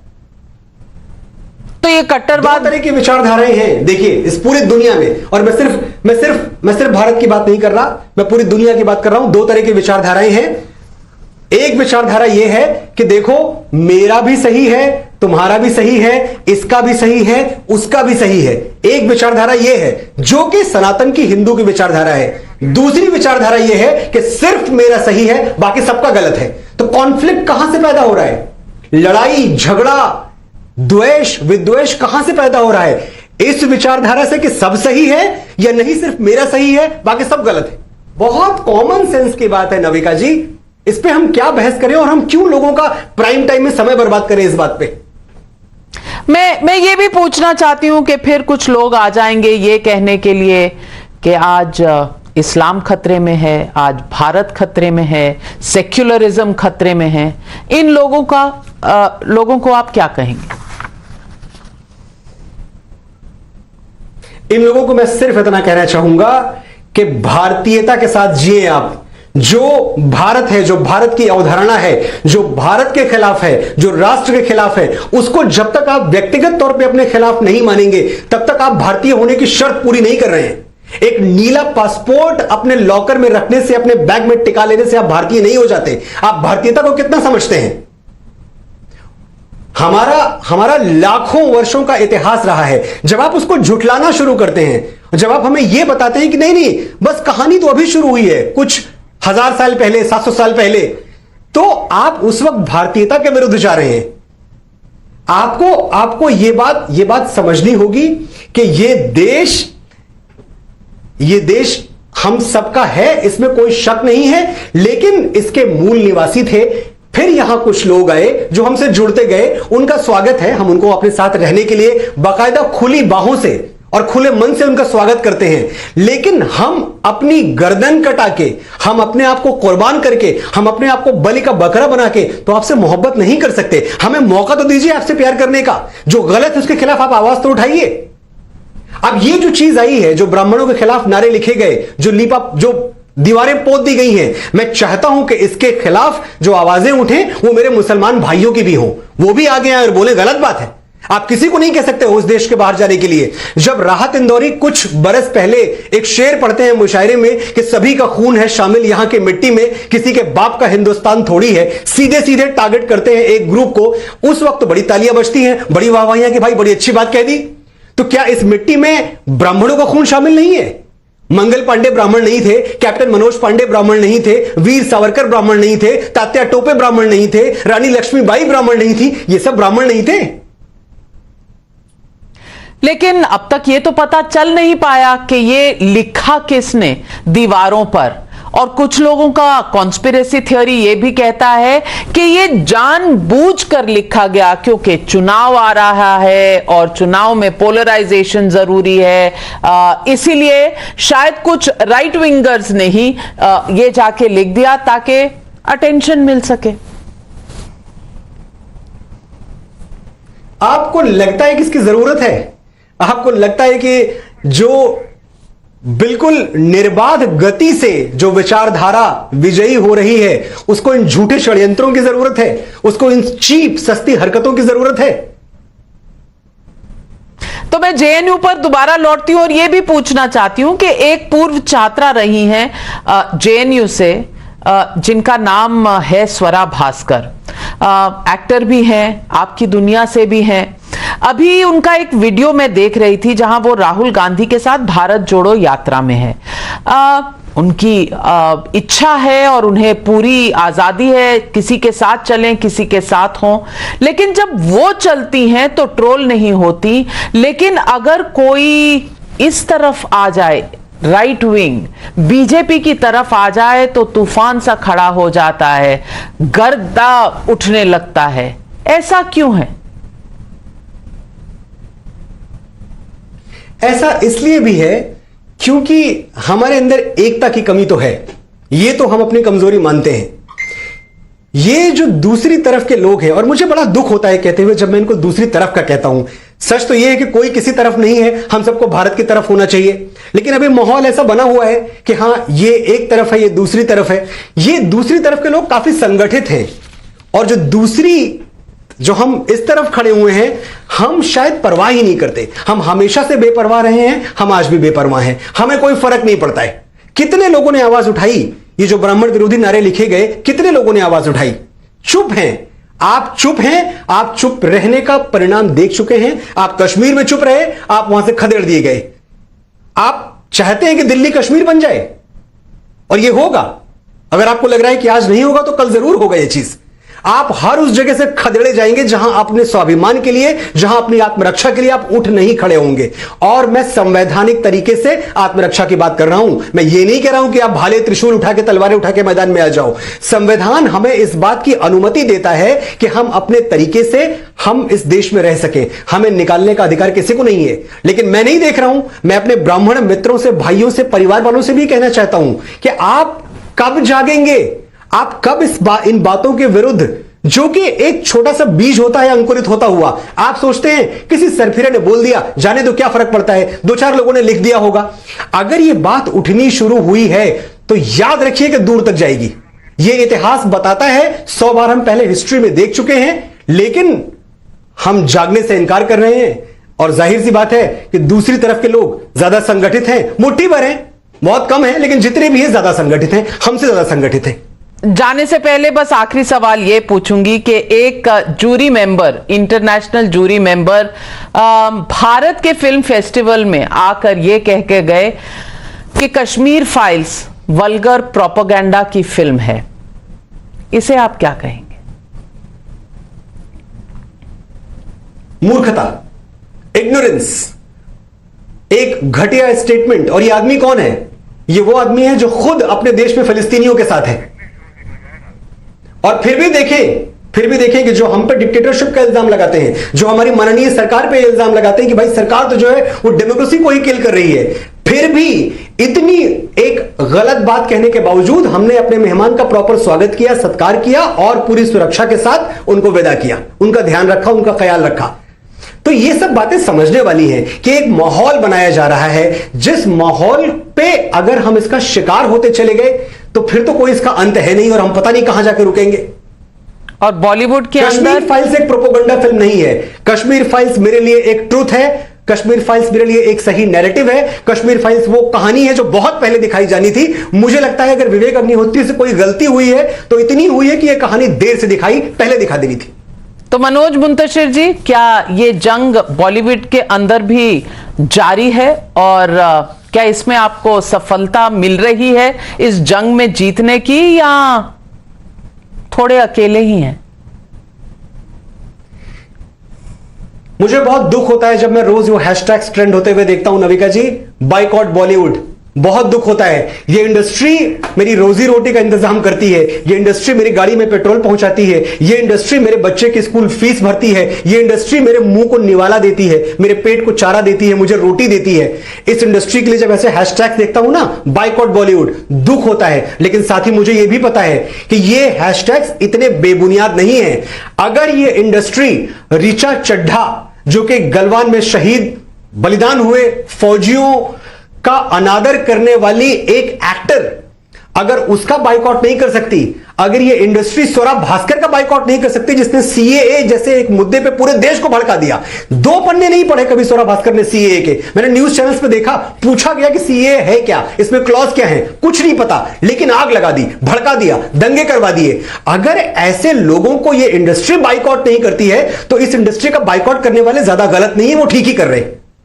मनोज मुंतशिर जी, आपसे जब भी बात करते हैं तो यूं लगता है कि बस बात चलती रहे चलती रहे चलती रहे, पर आज बस इतना ही।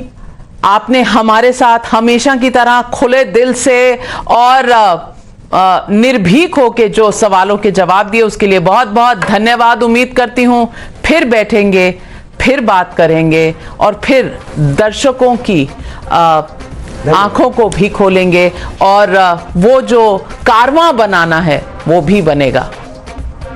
नमस्कार। आभार।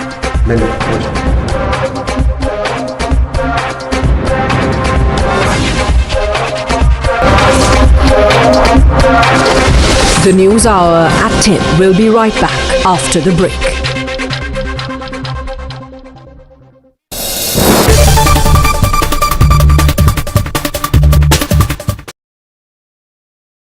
Mr. Salve, we are talking about transparency. Do you believe the government too needs to be transparent? For instance, if it chooses to return a file to the Supreme Court, collegium of a judge who has been nominated or cleared for appointment, should the public also not know why the file is being returned? To take this a step further, should the IB report and the background checks, etc., made public? Should it work the other way also? This whole process, quite frankly, and if I may not mince my words, this whole process has become pretty hopeless. I'm sorry to say so. Today, the IB gives a report. Today, you ask a person to become a judge. You ask the IB to report. The IB reports partly gossip. Do you want that to come in public domain? I don't want my personal life to come in public domain. I may not even want to be a judge.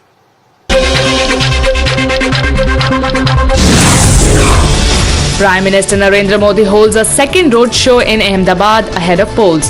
He also offered prayers at Ma Bhadrakali Temple. UP CM Yogi Adityanath to lead the UP delegation to Davos for World Economic Forum meet next month. He will be the first CM from the state to attend the meet.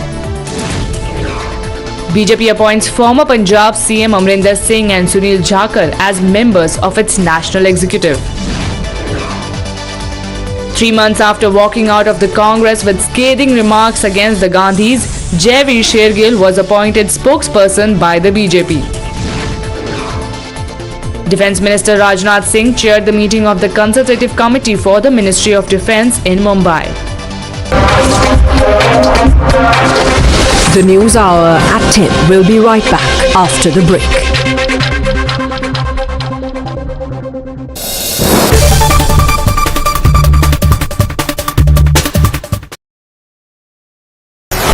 The most pressing issue, the most informed minds,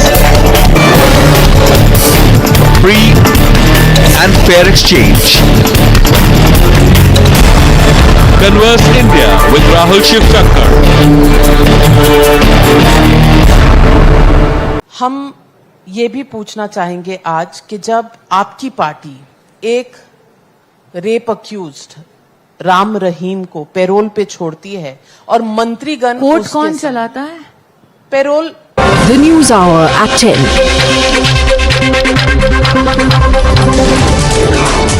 CM Basavaraj Bommai visited Belagavi today amid border dispute, asserted Karnataka's stand on Rao constitutionally valid. Main accused in Moosewala murder case, gangster Goldie Brar was arrested in California. Punjab CM said gangster culture will soon end in Punjab. Accused in Shraddha murder case, Aftab Poonawala's post-narco test was conducted at Tihar jail today. Jailed conman Sukesh Chandrasekhar has written another letter to the Directorate General of Tihar Jail in Delhi. accusing prison officials of bribery, said jail superintendents took a bribe of rupees 1.25 crore from him between 2019 and 2020. Nora Fatehi was questioned by the ED in the rupees 200 crore money laundering case linked to conman Sukesh Chandrasekhar.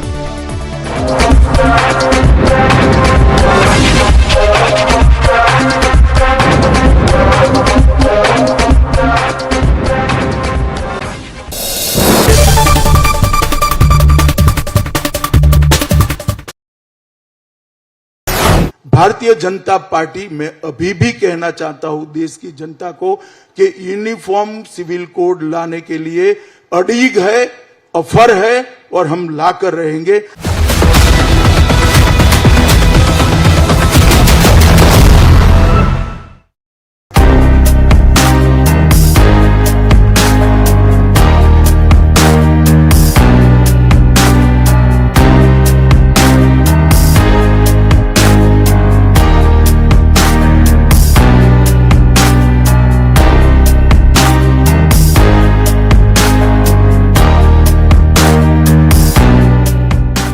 देखिए, uniform civil code निश्चित रूप से भारतीय जनसंघ से लेकर Bharatiya Janata party की हमारी यात्रा का, आज तक की हमारी राजनीतिक यात्रा का एक वादा रहा है देश की जनता से। और न केवल भारतीय जनता पार्टी, संविधान सभा ने भी देश भर के विधानमंडलों को और संसद को ये सलाह दी है कि जब भी उचित समय आए यूनिफॉर्म सिविल कोड इस देश में आना चाहिए, क्योंकि किसी भी पंथ निरपेक्ष राष्ट्र के लिए, राज्य के लिए धर्म के आधार पर कानून नहीं होने चाहिए। अगर राष्ट्र और राज्य पंथ निरपेक्ष है तो धर्म के आधार पर कानून कैसे हो सकते हैं? हर धर्म के मानने वाले के लिए एक कानून होना चाहिए जो देश के विधानमंडल और देश की संसद पारित करे। परंतु over a period of time सबने संविधान सभा के एक कमिटमेंट को भुला दिया। भारतीय जनता पार्टी के अलावे आज कोई पार्टी यूनिफॉर्म सिविल कोड के पक्ष में नहीं है, ना बोलते हैं। हाँ, हिम्मत कम होगी तो विरोध नहीं करेंगे, मगर ये नहीं कहेंगे कि हाँ लागू करिए, हम आपके साथ खड़े। हम लोकतंत्र के अंदर है, लोकतंत्र के अंदर एक स्वस्थ बहस जरूरी है। जब इतने सारे राजनीतिक दल का एक अभिप्राय हो और मेरे राजनीतिक दल का दूसरा अभिप्राय हो, मनसा चाहे कोई भी हो, वोट प्राप्त करने की हो या जो हो, अगर उनका एक अभिप्राय है कि यूनिफॉर्म सिविल कोड अभी नहीं लाना चाहिए, तो इस पर एक स्वस्थ और खुली बहस की जरूरत है। तो भारतीय जनता पार्टी ने जहां जहां भारतीय जनता पार्टी का शासन है वहां 3 राज्यों में अब तक, हिमाचल, उत्तराखंड और गुजरात में, हमने एक पैनल बनाया है और पैनल सुप्रीम कोर्ट के रिटायर्ड जज और हाई कोर्ट के रिटायर्ड चीफ जस्टिस की अध्यक्षता में बनाए हैं और सारे दल, समाज जीवन के सारे लोग और सभी धर्म संप्रदाय के लोग उनके सामने अपना अपना पक्ष रख रहे हैं। उस पर जो एडवाइस आएगी इसके आधार पर हम काम करेंगे और स्वाभाविक रूप से इस प्रकार के शिखर सम्मेलन और इंटरव्यू में भी इस पर एक स्वस्थ बहस छिड़ी हुई है। तो देश की जनता को भी मन बनाने में इससे बहुत बड़ा मदद मिलता है। भारतीय जनता पार्टी में अभी भी कहना चाहता हूं देश की जनता को कि यूनिफॉर्म सिविल कोड लाने के लिए अड़ीग है, ऑफर है और हम लाकर रहेंगे, परंतु सारी लोकतांत्रिक चर्चाओं की समाप्ति के बाद। So Justice Lalit, Kiran Rijiju, the present law minister, has also made this point about certain degree of exceptionalism to the universal rule, so to speak. On that, I would like you to elaborate, obviously, and also, would you welcome it? Obviously, you are not in office right now, but theoretically, if the centre were to decide to file a petition against the NJSC judgment, do you think, if you were still there, would you have been open to hearing it? Would you have accepted it as a bona fide attempt at trying to revisit the entire issue? See, very recently a petition came up before the bench presided over by the present Chief Justice, and the Supreme Court has shown willingness to consider or revisit, at least on paper, to see whether the NJSC judgment itself requires rehaul or recall. The matter hasn't reached a stage where perhaps a larger bench is constituted and we go to the real hearing in the matter, but at least at a preliminary stage, the Chief Justice and the bench was receptive enough to say that very well we will consider the matter, and the matter is still engaging the attention of the Supreme Court. So I take it as willingness. See, any process, any thought process or any idea or regime which has been put in place must always have a window where Prime Minister Narendra Modi holds a second roadshow in Ahmedabad ahead of polls. He also offered prayers at Ma Bhadrakali temple. UP CM Yogi Adityanath to lead the UP delegation to Davos for World Economic Forum meet next month. He will be the first CM from the state to attend the meet. BJP appoints former Punjab CM Amrinder Singh and Sunil Jakhar as members of its national executive. 3 months after walking out of the Congress with scathing remarks against the Gandhis, Jaiveer Shergill was appointed spokesperson by the BJP. Defence Minister Rajnath Singh chaired the meeting of the Consultative Committee for the Ministry of Defence in Mumbai.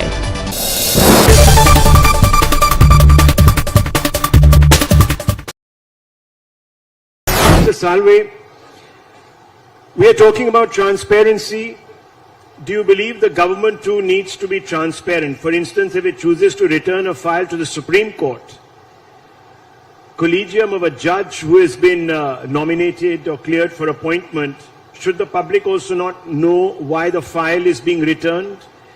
To take this a step further, should the IB report and the background checks, etc., made public? Should it work the other way also?